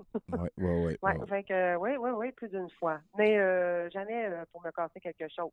Ah, ben ça, c'est tant mieux. Moi, J'ai déjà entendu dire, moi, que c'est les escaliers qui ont inventé l'alcool pour faire sûr qu'il y a plus de souffrance, parce que les escaliers se nourrissent de notre souffrance. Fait que ça bouclerait tout. Possible, ou les gens qui ont inventé les plâtres, peut-être, je sais pas. Moi, je suis molle, hein, fait que je suis comme le roseau dans la fable, le chien et le roseau, je plie, mais ne romps point. Alors, je me suis jamais rien cassé, on touché du bois, il y en a masse. Si je suis à Terrebonne, ça va. Et voilà. Écoute, mon cher Tommy, j'ai une question à te poser. Bien sûr. Est-ce que tu suis la météo, toi, Tommy? Jamais. Jamais, hein? La météo ne m'a jamais importé. Ça m'a jamais empêché de faire quelque chose de mémoire. C'est peut-être un petit peu parce qu'on n'a pas de char ni un ni l'autre, là, mais Ça moi aussi, je me suis toujours demandé pourquoi la météo, tu sais, aux nouvelles, quand on sait que partout dans le monde, il y a des guerres, des crimes, des pandémies, des réchauffements climatiques, etc. C'est pourquoi ils ont besoin d'une jeune reporter fraîchement sortie du bac en com de l'UQAM pour nous dire s'il va faire fret ou s'il va neiger. Parce qu'après tout, c'est l'hiver, puis on est au Québec ici, comme diraient les fidèles supporters de la loi 21. Oui. Bon. Fait que sauf s'il y a une tempête s'annonce, puis il ferme de quoi, puis que là, ça se peut que ça change un peu ma vie. OK, sinon, what the fuck? C'est vrai. La météo, tu sais. Anyway, il fait fret, puis tu mets le même linge pour sortir. Tu vas amener ta tuque, puis ton foulard, puis tes mitaines, puis t'en as pas d'autres. Oui, puis traîne-toi un parapluie quelque part qui plie, puis c'est pas grave. Au pire, allez, tu vas mouiller, c'est la vie. Fait que moi, j'ai toujours eu deux théories. Pourquoi, aux nouvelles, il y avait un segment météo? J'ai dit, peut-être que c'est pour donner des stages à des futurs journalistes sérieux qui vont couvrir des vraies nouvelles. Ou encore, c'est tout simplement pour plugger une commandite d'une compagnie de portes et fenêtres. Ou à Québec, Tommy, tu sais, tu penses en lien avec la météo à Québec? Oui, Les fameux rabais météo chez H&M. Qu'est-ce que c'est ça? Oh, yeah. C'est-tu comme les 5 et les ailes de poulet quand ils font 5 buts, mais c'est, mettons, qui fait... Oui, mais ça va avec le fret, parce qu'à Québec, on a des clés d'hockey, mais on a du fret encore. Ils ne l'ont pas enlevé. Fait que, tout le mois de janvier, là, s'il fait moins 14, c'est 40 de rabais, moins 35 de rabais, et ainsi de suite. Alors, si tu as le gars de faire chauffer ton char, sortir ton gros manteau canut, tu peux trouver un gros 1,65$ sur une mini sauce barbecue. Party, you bet. Je me demande ce que je fais à Montréal. Ben oui, c'est ça. Puis, non, c'est délicieux. Délicieux, mais ça ferait en tabac. Fait que, la dernière personne, moi, que j'ai connue qui suivait ça, la météo, c'était ma grand-mère. Hein, parce que c'était vraiment important pour elle de savoir s'il allait pleuvoir le lundi. Ah, ça, c'est vraiment important, Tommy. Le lundi seulement. Et là, Tommy, tu te demandes, mais voyons, pourquoi le lundi? Pas de joke, je suis en train de me demander ça vraiment beaucoup. Là. Je sais bien, je vais répondre à ta question. Qu'est-ce que c'est bien fait? Parce que dans les années 50-60, le lundi, pour une ménagère, c'est le jour de lavage. Puis tu l'étends sur la corde. Hein? Parce que là, si moi, il y a lundi, t'es pogné pour laver le mardi, repasser le mercredi, puis tu le fais quand, ton retard aux patates jaunes, tu sais. Ça te fait qu'une semaine. Fait que là, pour elle, c'était super important de savoir le lundi la météo. Les autres jours, on s'en sacrait pas mal parce que, anyway, vu que c'était une femme, elle ne peut pas trop faire d'autres choses que rester dans la maison. Mais là, je suis depuis un an en couple avec l'homme, comme tu sais, avec un grand H, si j'en ai déjà parlé. Oui. Et l'homme, lui, il suit la météo. Là, il est là qui consulte son téléphone, puis là, il me dit « Oh, il annonce la neige mardi. » C'est ce à quoi je réponds. Ah ben oui, ça doit être parce que c'est l'hiver, chérie. Je réponds quoi?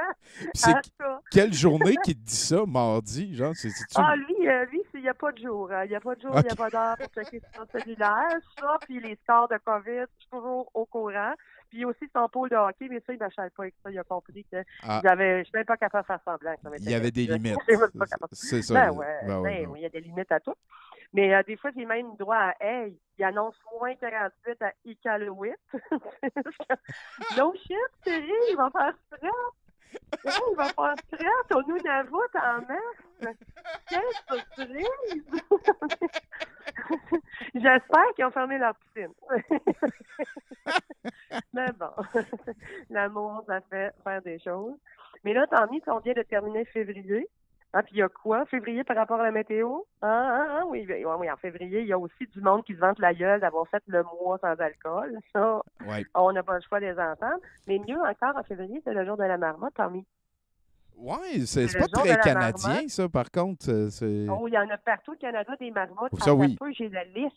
Okay. Fait que le 2 février, qui est aussi le jour de la Chandeleur, qui est une espèce de fête quand ils ont présenté Jésus au temple, puis, tu sais, on s'en sac. Hey, oui. C'est aussi le jour de la marmotte. Fait que le jour de la marmotte, c'est pas juste un excellent film avec Bill Murray, mais c'est aussi l'occasion d'une tradition qui remonte apparemment au Moyen-Âge. Puis là, je le sais, tu vas me dire, bon, on va encore parler de médiéval, mais non, Tommy, parle-moi pas sur le Moyen-Âge, faut pas faire ça avec moi, c'est beaucoup trop long. Je peux rire du Moyen-Âge avec mépris pendant de longues heures, mais on n'a pas le temps pour ça. On n'a pas le temps.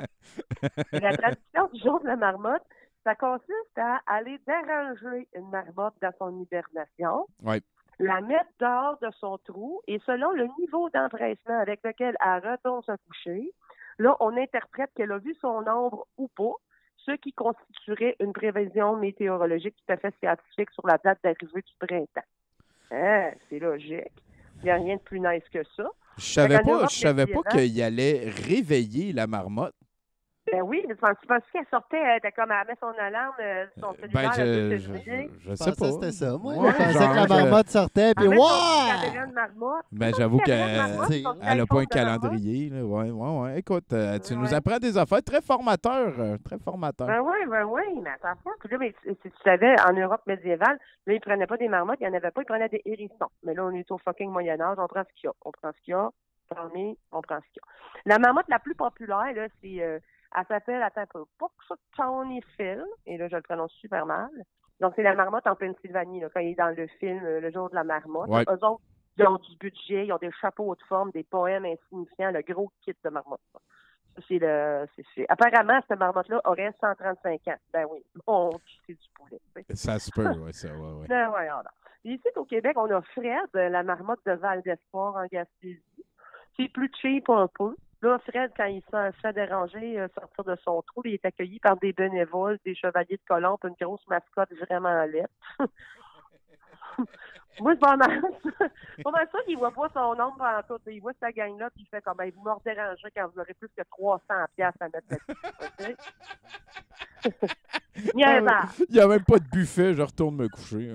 C'est rien à manger. Fait que là, on est bouché à rien. Fait que là, après ça, on a Manitoba Merv au Manitoba, bien évidemment. Puis on a Balzac Billy en Alberta. Ça, c'est un maudit fatigant. Ça, c'est la marmotte qui est venue fourrer la patente parce que c'est le seul qui a prédit. Lui, il a vu son ombre. Fait que c'est lui, le seul qui a prédit un autre 6 semaines d'hiver, alors que les autres prédisent un printemps hâtif. Puis en passant, la différence entre printemps hâtif et 6 semaines d'hiver, c'est genre 5 jours. Fait que on fait tout ça pour ça. Oui, effectivement. Hein? Ben oui. Là, en Ontario, on a Wyerton Willie, la marmotte albinos. Puis là, cette année, Willie est au centre d'une théorie du complot. Parce qu'on l'a pas vu à la caméra, Willie. On a juste vu la mairesse venir dire que Willie n'a pas vu son oncle, on la croit sur parole. Là, les gens se sont mis à spéculer sur le fait que peut-être Willie, ils l'ont pas trouvé où il est mort. Ils ont juste 3 de marmottes albinos de spare. La temps qu'ils en trouvent une. C'est niaiseux. J'adore ça. On a une update. Aïe. Oui. Puis là, la mairesse, elle aurait juste menti. C'est une méchante mairesse complotiste. Puis là, en passant, Tommy, le taux de succès des productions de marmottes au Canada a été analysé par Environnement Canada très sérieusement. Il est de 37%. 37%? Oui, c'est pas fort quand tu as une chance sur 2 de l'avoir. Non, c'est ça que je suis en train de dire. Fait qu'on est aussi bien d'interpréter l'inverse. Elle va avoir une chance de succès de 63%. Genre! Puis là, tu sais, en terminant en Nouvelle-Écosse, en Nouvelle-Écosse, la marmotte, c'est Shubenacadie Sam. Admire l'accent. Nouvelle-Écossais. C'est tous des monsieur marmottants. En passant, j'imagine que les prédictions météo louches, c'est genré. Tu as mis encore un os de chasse gardée masculine. Mais là, Et là, la touche féminine du jour de la marmotte, c'est pas représenté par une marmotte, mais par Lucy the Lobster. Là, ça, c'est dans le sud de la Nouvelle-Écosse. Là, on pogne Lucy. Lucy est une homarde. J'imagine qu'on dit homarde. C'est pas cute, mais ça doit être ça. Donc, on prend la homarde de 8 livres. Impressionnant quand même, Tommy, 8 livres. Là, je veux pas faire du lobster fat shaming, mais 8 livres, c'est de la guédille, tu sais. La homarde, ça peut être en assiette. Lobster fat shaming, câlisse. Ah, c'est bon. Oui, 8 livres, ça va là, je sais pas ce qu'elle mange. Mais là, on pogne Lucy qui passe sa vie dans un aquarium, dans le bureau de la présidente de l'Association du tourisme du sud de la Nouvelle-Écosse, OK? On la transporte dans une cage aux morts, puis on la relâche dans un banc de neige devant une couple de bénévoles, 2-3 journalistes qui ont vraiment rien d'autre à couvrir que ça. Puis là, ben, on fait comme avec la marmotte, on interprète si Lucy a vu son ombre ou pas. Mais en passant, je veux juste te dire, j'ai fait mes recherches, j'ai vérifié si un homard ou une homarde, ça voit clair. Apparemment, la vision d'un homard est extrêmement limitée, mais leur odorat est très développé, par contre. Ça, c'est très utile pour la survie d'un homard. Fait que ça sent le beurre à l'ail, run for your life. Fait que peut-être qu'il peut sentir son ombre, c'est-tu quelque chose de même? Eh bien, peut-être. Non, moi, je pense rien que, tu prends le homard, tu l'enlèves de l'aquarium, tu le crises d'un banc de neige, il retourne dans sa cage. C'est sûr, c'est sûr. On peut-tu arrêter de déranger des animaux pour des Parce qu'à un moment donné, c'est comme Pierre et le loup. Là, on va avoir besoin d'eux autres pour quelque chose d'important, puis ils vont dire fuck you avec vos niaiseries. C'est tout le temps la même marmotte. Parce qu'une marmotte, ça peut vivre jusqu'à 35 ans en captivité, 35-40 ans en captivité. Effectivement. Ça longtemps, la première année, peut-être la marmotte a peur de son âme, mais la deuxième année, là, elle fait comment? Il y a encore ce niaiserie. Encore eux autres, ben oui. Ils viennent encore me taper ses nerfs, puis on est le 2 février, là, chez moi. Encore la mairesse avec son chapeau, là, quand oui. elle fait ça à faire, elle dit non, oui. En veux-tu une? Pas pire, il y a certains chercheurs qui pensent que les homards, ce serait immortel. Oh, ben garde, ça veut dire qu'ils nous feront pas un Willy albino. Non, ça devrait pas être. Ça va toujours être la même homarde. à moins que le pouvoir en place décide de tu sais, s'il y a de des le manger. Exactement. Hey, Val, c'était un sacré beau dossier sur les marmottes, ça. Merci beaucoup. Ben merci à toi, puis je vous souhaite une très belle journée, puis un beau salut à Chinook. J'adore son petit look de punk vintage, ça me ramène tout de suite au show de Béru sur les plaines d'Abraham en 2004. Je suis vraiment vendue à ça. C'est métalleux, en fait. Misery Index. Ben oui, parce qu'on est de l'Abitibi. Il n'y a pas vraiment du punk là-bas, c'est plus du métal. On s'habillait pareil. Oui. C'est tout pareil. Les punks sont à la salle. C'est vrai. Hey, merci beaucoup, Val. À bientôt. Bye, les gars. À bientôt. Bye, salut. On peut peut-être vous inviter à aller follower V'là la Belzile sur Facebook, notre collaboratrice ici. Val Belzile qui a eu un gros automne, une grosse fin 2020. Elle n'a pas chômé. Et là-dessus, écoutez, je n'ai parlé en haut, s'il vous plaît. Allez nous partager vos anecdotes d'escalier avec de la souffrance et tout et tout. On va aller parler à Mathieu de Montréal maintenant. Dans quelques instants. Peut-être que je peux parler de moi, de mon anecdote d'escalier qui est, je dirais, la pire, celle que je me souviens. C'est que je venais de revenir à Montréal après mon voyage en France la première fois. Je suis allé habiter chez ma copine qui était avec des colocs et les choses financières n'allaient pas super bien. Fait que mettons, merci à Marie-Laure et merci aussi aux colocs de l'époque. Et là, finalement, je me trouve une job comme serveur dans un buffet, le buffet Jean Talon P9. Et le premier jour, je m'en allais travailler. J'ai comme sauté en bas des escaliers, mais mon talon a accroché le top de la dernière marche et ça m'a comme vraiment déboîté. Je me suis foulé la cheville. Et là, je ne pouvais pas aller travailler. J'ai dit, écoutez, patron, vous venez de m'engager, mais je vais être obligé de manquer les 2 premières semaines parce que je me suis foulé la cheville mal sale. Puis il a fait, ouais. Ouais, j'espère que ça vous tente de m'engager encore. Et donc, voilà. Ça a été très involontaire. J'étais trop content. Hein. On est trop content. On baisse la garde et l'escalier, c'est quoi qu'il fait? Il en profite. Hein. Il te saute dans le dos puis il t'arrache. Exactement. Là-dessus, je pense qu'on va aller rejoindre un grand philosophe, hein, un des cerveaux que notre ville ici à Montréal a certainement réussi à aider à croître. Mathieu de Montréal, bonsoir, mon cher. Bonsoir, M. Tommy. Bonsoir, M. Chinook. Bonsoir. Bonsoir, Maison. Voilà. Très content d'être avec vous ce soir, Tommy. Tommy, c'est un excellent programme. Je tiens à le dire, je tiens à le préciser. Excellent programme, ce soir. Merci. On a eu quand même Bravo. une pointure, hein? Un universitaire, docteur en politique internationale. C'est quelqu'un qui aurait certainement pu jaser avec vous, mon cher Mathieu de Montréal. Ah, absolument, monsieur. Absolument, M. Tommy. Moi, j'adore ça, les gens, surtout quand je ne comprends pas la discussion. Et ce soir, j'ai été servi. Et vers quel plan alternatif nous amenez-nous ce soir? Ce soir, M. Tommy, j'aimerais vous dire que l'homme d'aujourd'hui est inconscient. L'homme d'aujourd'hui est inconscient. Et pourquoi il est inconscient? C'est une très bonne question, à laquelle nous pourrons répondre une autre fois.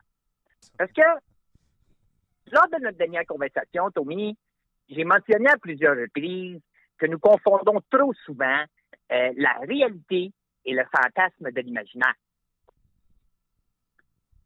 Ce qui a pour effet de conditionner l'homme d'aujourd'hui à être prisonnier de sa race. C'est-à-dire condamnant l'évolution par sa propre volonté d'agrandir le fossé entre son âme et son esprit. J'ai envie de demander c'est quoi la différence entre les deux? Voilà! Je vous ai entendu, M. Tommy. Votre silence résonnait. Il y a deux questions. Deux questions. La première étant qu'est-ce que l'âme? La seconde étant qu'est-ce que l'esprit? Ça me va. Récemment, un jeune homme racontait sur les réseaux sociaux que nous ne pouvons pas arrêter de penser. Oui. Et que vous me voyez venir? Oui, quand on pense à la pensée, c'est une autre pensée, oui. J'y arrive. Il disait que cela est dangereux pour la santé de nos cerveaux, M. Tony. Puisque lorsque l'on pense à la pensée, vient alors une autre pensée, celle de ne pas penser. Et cela s'accumulerait comme une bactérie autour d'une stagnation, créant tout un écosystème de pensée. Une forme de bouchon de circulation de l'information psychique s'installerait, résultant généralement en psychose, dissonance cognitive, achat compulsif et j'en passe. Et le jeune réveillé résumait cela en conseillant de ne pas trop penser. Et il avait raison. Il avait raison puisque l'homme est une mémoire. La mémoire de nos vies anciennes, celle de toute l'humanité, celle du savoir évolutif de l'homme. Tout ce qui a été, tout ce qui est et tout ce qui sera, comme disait l'autre. Parce que malgré ce que l'on pense, notre cerveau n'étant pas en mesure de concevoir une telle quantité, l'âme est une matière finie. Oui. Et j'irais jusqu'à dire ceci, l'âme est une conception d'elle-même. En ce sens que tout ce qui existe vient enrichir l'expérience karmique pour éventuellement atteindre la sagesse nécessaire au transfert de la matière vers un autre corps. La pensée est de nature égocentrique, c'est-à-dire qu'elle est attirée par nos désirs, qu'ils soient conscients ou non. Il y aura toujours ce qui est, ce qui a été et ce qui sera. Comprenez-vous? Oh, ouais. Oh. J'étais pour dire pas toutes, mais je demanderai à Chinook des précisions. Il est facile, M. Tommy, de dire créativité lorsque nous entendons un son nouveau, que nous voyons un style de peinture différent ou une idée sous un angle qui ne nous était jamais apparu. Mais cela n'est que fabulation d'une créativité. Invariablement, cela est une construction originale, inspirée, certes, mais jamais au-delà de l'association des idées. La pensée qui pense à la pensée. Puisque cela est une mémoire. C'est-à-dire que quand nous parlons de l'esprit, cela n'a rien à voir avec une pensée. Et encore moins une mémoire. Au moment où ce jeune éveillé nous expose avec grandiloquence que nous ne pouvons pas arrêter de penser, cela me fâche. Cela me fâche. Je me dis, ça y est, l'homme d'aujourd'hui a réussi une fois de plus à se déstabiliser lui-même. Et quand je dis encore une fois, je fais bien sûr référence à toutes les fois dans l'évolution naturelle de l'humanité où l'homme a choisi l'évolution. Que ce soit en choisissant la pensée structurelle à la pensée intuitive ou encore en choisissant d'écouter la vie au profit d'un système que nous appelons capitalisme. Bon, ce ne sont que quelques exemples. Il en existe bien d'autres.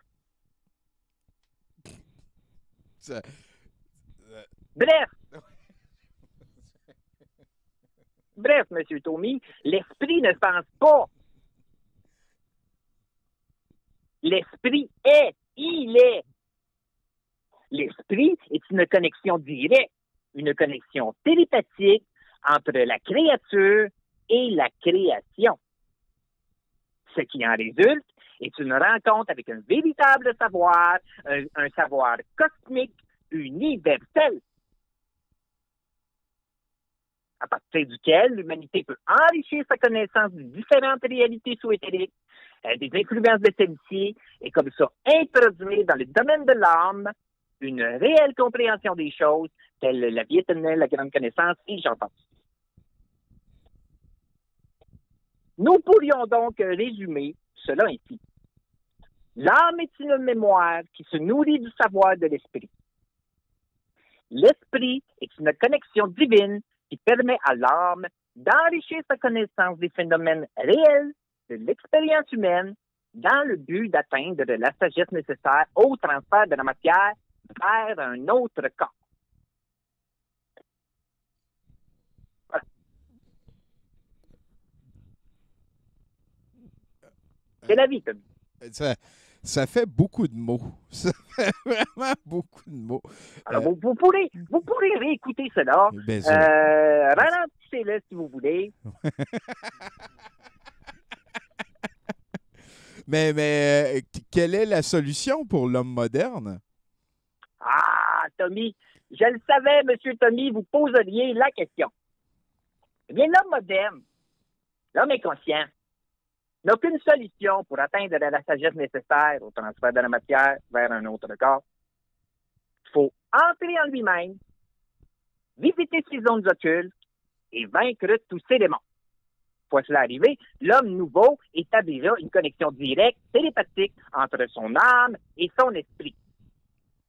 Voilà, j'espère que j'ai été plus clair. Donc, on doit explorer notre zone rectale, c'est ça? Non, nos zones obscures. Okay. Non, c'est zones occultes, c'est à l'intérieur. L'homme moderne. Voilà. L'homme moderne doit entrer en lui-même, visiter ses zones occultes et vaincre tous ses démons. Voilà. Tout simple. Écoute. Tout simple. Tout simple. Merci beaucoup, Mathieu de Montréal. Est-ce que vous avez un site où vous vendez des formations pour peut-être aider les gens qui aimeraient ça, donner de l'argent à quelqu'un qui dit des mots qui sont longs? Pas du tout, M. Tommy. Moi, je me tiens dans les parcs, sur le bord de la rue. Et voilà, vous pouvez me rencontrer comme ça dans un bar quand cela sera ouvert. Et j'en passe. Et voilà. Ben, écoutez, merci beaucoup.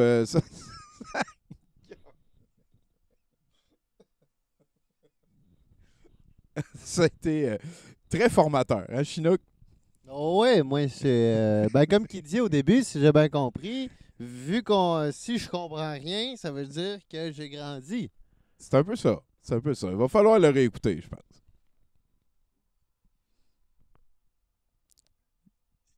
Y a-tu Oui, allô? Oui! Merci beaucoup, Mathieu de Montréal. On espère vous croiser dans un parc. Très plaisir, M. Tommy. Je rappellerai. Bye-bye. Bye. Peut-être qu'on aurait pu avoir une expérience d'escalier 5D, là, une affaire de même, de métapsyché. Ah là là, Chinook. Il nous reste juste un chroniqueur avant d'aller vers le set de VJ. Et sais-tu quoi? Tu sais quoi qui est vraiment, vraiment, vraiment hot? C'est que le chroniqueur qui nous reste, mon Chinook, c'est notre amie Florence, qui est aussi la VJ ce soir. Ouais. Colin, que ça donne bien. Bonsoir, Florence. Bonsoir, bonsoir. Tout est dans tout. Tout. Ben écoute, c'est comme si tout était planifié.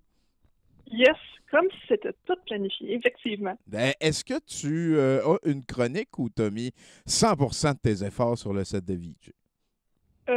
Oui et oui.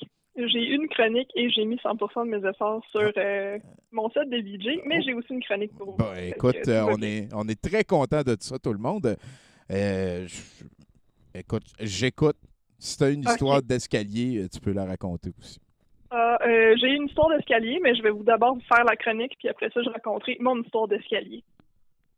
Alors, nous embarquons avec Bigoudi, Boucle Brune et l'être tubercule. Ça n'a plus aucun sens, mes amis. Vous devez savoir qu'on tente de me faire taire. Je dirais que nenni. Nous, hommes blancs, hétéros et conservateurs, n'avons plus le droit de parole. J'utiliserai donc cette plateforme que l'on m'a donnée, ainsi que mon poste d'animateur de foule, de chroniqueur au Hobbit Matin, au Mordor Times, au Rowanton Post, au Journal de Minas Truitt et son homologue, le Journal du Gondor, ainsi que quelques autres tribunes que j'oublie ici et là, pour scander haut et fort qu'on tente de me censurer. C'est inadmissible! Bigoudi soupirant, refermant la feuille de chou que Marieux Boc-Monnaie, qu'il avait ramassé à l'auberge du Kobold discret, situé à Escargotte sur le lac, à l'ombre des monts brumeux, et des rébords, la cité naine. Grandulf et lui devaient être à Minas Truitt à pareille date pour aller chercher quelques potions et artefacts magiques, mais force était d'admettre que leur route avait divergé vers le nord au lieu du sud-est. Auraient-ils dû suivre les 13 nains qui les accompagnaient depuis quelque temps et qui avaient été très vocaux sur le fait qu'ils voulaient revoir leur famille à Erebor? Probablement pas. Mais ça ne dérangeait nullement des Bigoudi. En effet, ils voyaient du pays et dégustaient quelques bons plats et moins bons plats aux endroits qu'ils visitaient. D'ailleurs, en ce moment, ils sirotaient une succulente bière brune et crémeuse de fin de journée qui accompagnait un ragoût de mouton, carottes et topinambours, à la sauge et au thym, du bon pain au multigrain, une baguette dont la mie, délicieusement moelleuse, lui donnait à rêver, un petit brie à tartiner, un grilled cheese à l'emmental de Rivendell au cheddar elfique qui fait toujours squick squick et aux oignons caramélisés à la vinaigrette balsamique, une petite salade verte, concombre, laitue, épinards et à la vinaigrette aux framboises, une petite soupe aux oignons, patates et les saucisses épicées, une soupe à la courge et aux poireaux, petite biscotte et des pâtés au saumon et aux crevettes, un gâteau forêt de Mirkwood noir, un cake au citron, 2 brioches, quelques madeleines au citron et des madeleines au citron trempées dans le chocolat, des fruits frais ainsi que quelques biscuits aux fraises et chocolat. Tout à coup, son attention se porta sur une rumeur qui provenait de la rue en contrebas. Il était trop loin pour comprendre ce que les gens scandaient. Il s'habilla en toute vitesse, sortit de sa chambre et alla dans la salle commune de l'auberge pour voir plus facilement la manifestation. Grandulf se tenait à l'une des fenêtres.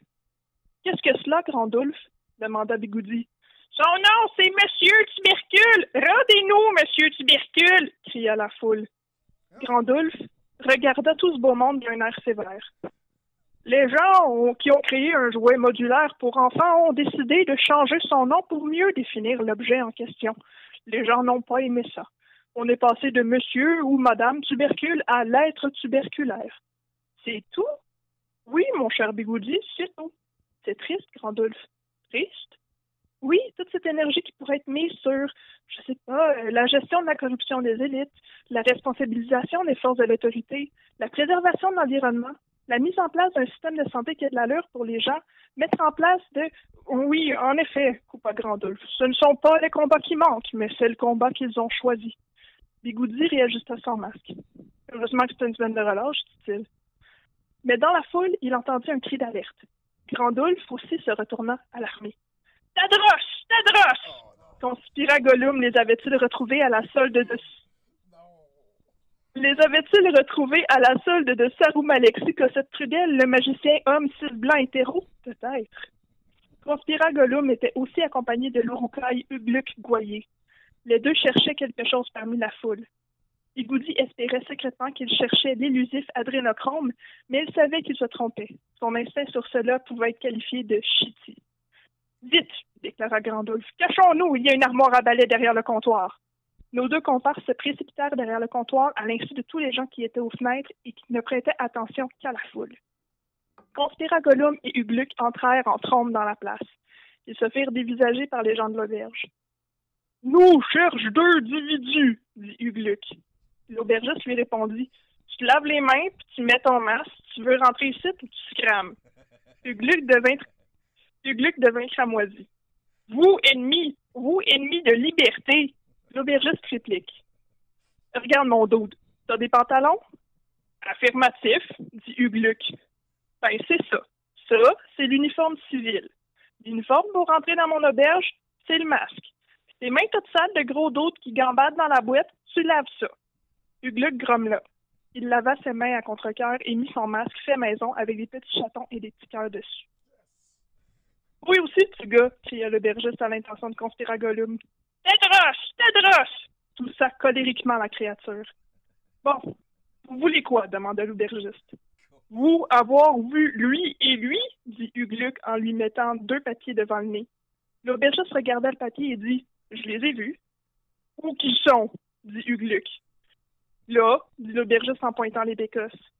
Toilette? Oui. Comme eux autres, tu peux toujours aller chier. Tu penses que je dis les clients que j'ai? Dude, voyons. Si tu prends pas une bière, une chambre, un repas ou une pause café, tu décolles de chez nous. Ça s'appelle le kobold discret ici, pas le kobold jaseux.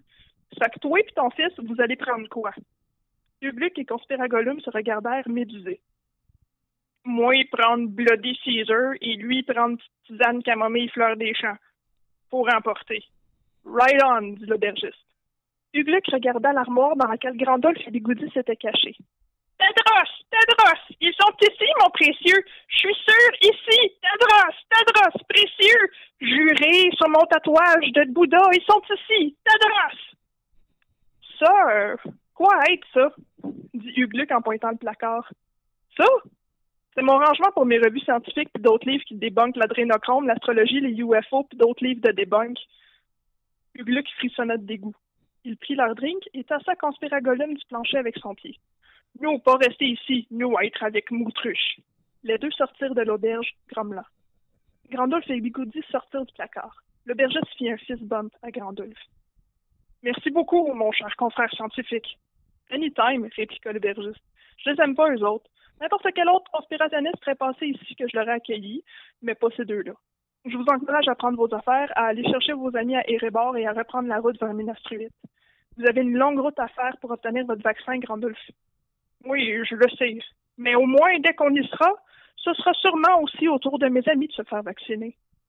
J'ai si hâte d'avoir mon update pour mon autisme, dit alors Bigoudi. Les 3 compères rirent de bon cœur. L'aubergiste leur offrit son nouveau drink, liqueur de banane et Appleton Estate, qu'il avait renommé République de banane.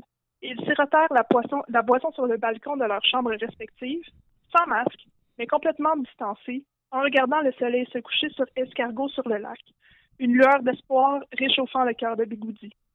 Fin de l'aventure. Wow! Yes. Mesdames et messieurs, je pense que ça vaut la peine de sortir une batch de globaux pour Florence. C'était de toute beauté. Puis d'ailleurs, j'ai réalisé en écoutant ça, très content du retour de Conspira Gollum, dans le sens que c'est un bon méchant. Tu sais. Yes. Mais je veux dire, dans ton univers, dans tous tes univers, tout le monde passe le temps à cuisiner, c'est sûr, tout le temps. Oui, ben disons que Bigoudi cuisine très peu, mais okay. Il s'en va beaucoup dans les auberges où on cuisine pour lui. Ah voilà, bon, ok, c'est sûr. Ah là là. Ben écoute, Florence, peut-être tu peux nous parler un petit peu de ton set de VJ qu'on s'en va écouter. Oui, en fait, j'ai comme un peu exagéré sur les chats dans mon set de VJ.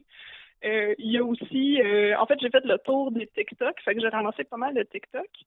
Et j'ai aussi quelque chose qui vient du Brésil, un clip qui vient du Brésil avec un spoof de ce clip-là avec Bolsonaro, le président brésilien, que j'ai beaucoup ri. OK. Et je fais un petit retour sur Game of Thrones et le jeu de rôle de D&D. Merci beaucoup, Florence. J'aime ça, moi, ça, l'espèce de surcroît. Il y en a de plus en plus de représentations de jeux de rôle. Autant sur des canaux YouTube, on dirait qu'il y en a plus. Là. Il y a une gang en Nouvelle-Zélande, ils font ça. Là, puis, c'est Vin Diesel qui a pavé la voie. Oui, c'est seulement lui. Seulement lui, tout seul, face pour la famille, c'est ça qu'il aurait dit. Seul contre l'adversité. Pour la famille. Hey, merci beaucoup, Florence. J'ai très hâte. Ça me fait plaisir. Puis, merci aussi d'avoir participé à Douteux la nuit hier. J'ai vraiment eu beaucoup de plaisir. Oui, c'était très hot. C'était vraiment drôle. Puis d'ailleurs, j'ai pas découpé le bout de Solidarité parce que je veux pas qu'il y ait des fans de Jean-Jacques Crèvecoeur qui se rendent compte que c'est ça notre compte puis que ça accélère le processus qu'on se fait spotter. Ah, ben là, il n'y a pas de souci. De toute façon, moi, j'apporterai toujours l'orignal dans mon cœur. Ah, écoute, on était immornial jusqu'au bout de la nuit. Hey, merci, Florence. À bientôt. Ça me fait plaisir. Bye. Hey, bye. Et si ça apprécie, c'est vrai, j'ai oublié de demander à Florence son expérience d'escalier. Écoute, ça nous amène là. J'en ai parlé 2-3 fois cette émission-ci, mais j'ai eu vraiment beaucoup de plaisir hier à Douteux la nuit. Puis pour regarder ça, il faut que vous vous abonniez à notre Patreon. C'est la grosse manière de monétiser l'aventure. Voilà. Pourquoi ça n'a pas marché quand j'ai écrit Patreon? En tout cas, merci. Merci tout le monde d'avoir participé à l'émission. Merci Chinook. Merci à Paul Walker. Merci à Paul Walker. Merci aussi au G.I. Joe. Hein. On a quand même écouté beaucoup de G.I. Joe. Merci à tous les chroniqueurs. Un merci particulier à notre invité, Stéphane Roussel. Il n'y avait rien à plugger. Fait que le gars était là juste par passion et tout. J'ai beaucoup de... Voilà, merci. J'ai beaucoup de respect pour les gens qui respectent la motivation, je pourrais dire. Ça va nous amener donc de l'autre côté de la chanson que je vous mets. C'est le remix de Nathan de la chanson de Kevin Wallace. Fait que c'est son remix à lui. Je vais la laisser dans le montage final. On va aller vers le set de VJ ensuite. Sinon, voilà. Hein, c'est ça, j'oublie aussi de remercier nos amis de podcast.com. J'ai pris de grosses puffs tantôt pendant la fête de Mathieu. Puis je suis sur un bon bas. J'ai un très bon 70%. Donc, voilà. Merci. Je vais mettre la toune, là.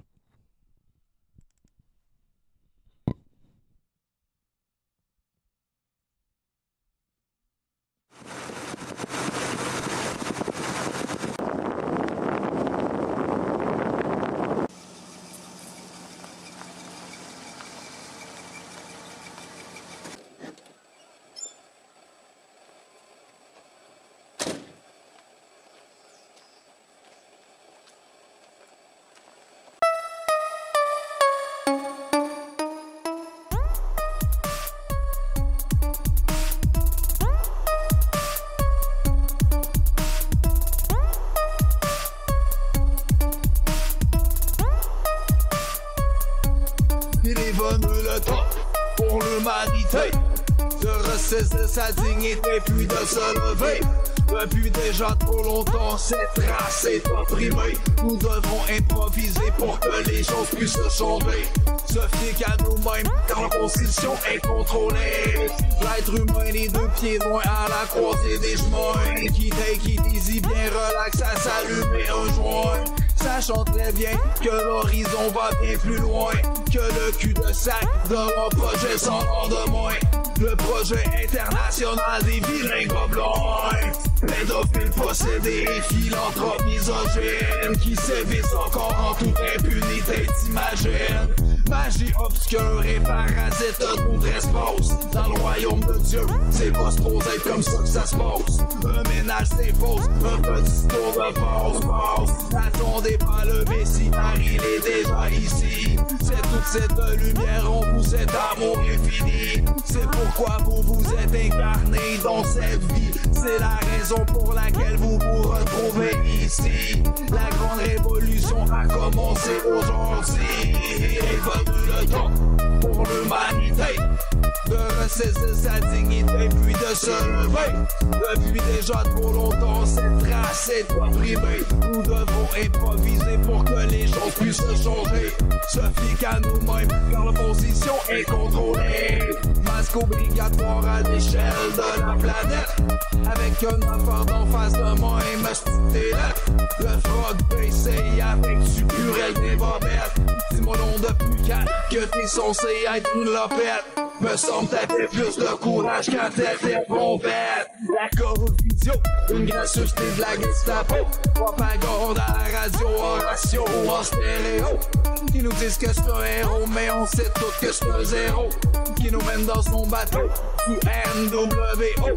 Et qui tient bien gros à ce qu'il y a avec du fluor dans l'eau. Les moutons lobotomisés, victimes de ce système. Qui pensent encore que les deux tours ont été pétés par Ben Laden. Font déjà la file pour se faire injecter dans leur veine. Un cocktail mijoté pour saboter la race humaine. Une dose d'OGM pour venir breveter ton ADN. Trans-Canada, transsexuel, transhumaniste. Transition de la vie en quelque chose de factice. L'intelligence artificielle, c'est la ligne directrice. La stérilisation, la race humaine et sa complice. Où sont les molles alpha? Où sont-ils partout à tête? Il est venu le temps pour l'humanité de cesser sa dignité, puis de se lever. Depuis déjà trop longtemps, cette race est opprimée. Nous devons improviser pour que les autres puissent changer. Se fier qu'à nous-mêmes, car le jour est arrivé. Et là, nos matériaux clandestins sont saupoudrés. Depuis maintenant déjà plusieurs dizaines d'années, les cellules ont tendance à les bioaccumuler, améliorant par conséquent la conductibilité des ondes électromagnétiques pulsées. La technologie fait déjà bien partie de ta vie, en bonne compagnie de ton cellulaire jour et nuit. Moi et mon dernier téléphone, je l'ai démoli. C'est un peu pour ça que je donne plus grand nouvelle à mes amis. Je communique désormais par télépathie. Wake the fuck up. T'as encore rien vu si tu trouves des jeux soft fucked up. C'est le nouvel ordre qui vient cogner à ta porte. Prends ta température pis vois comment tu te comportes. T'as-tu bien choisi ton masque? Y'en a toutes les sortes. Une du monde véritable, y'en a d'autres qui sont corrompus.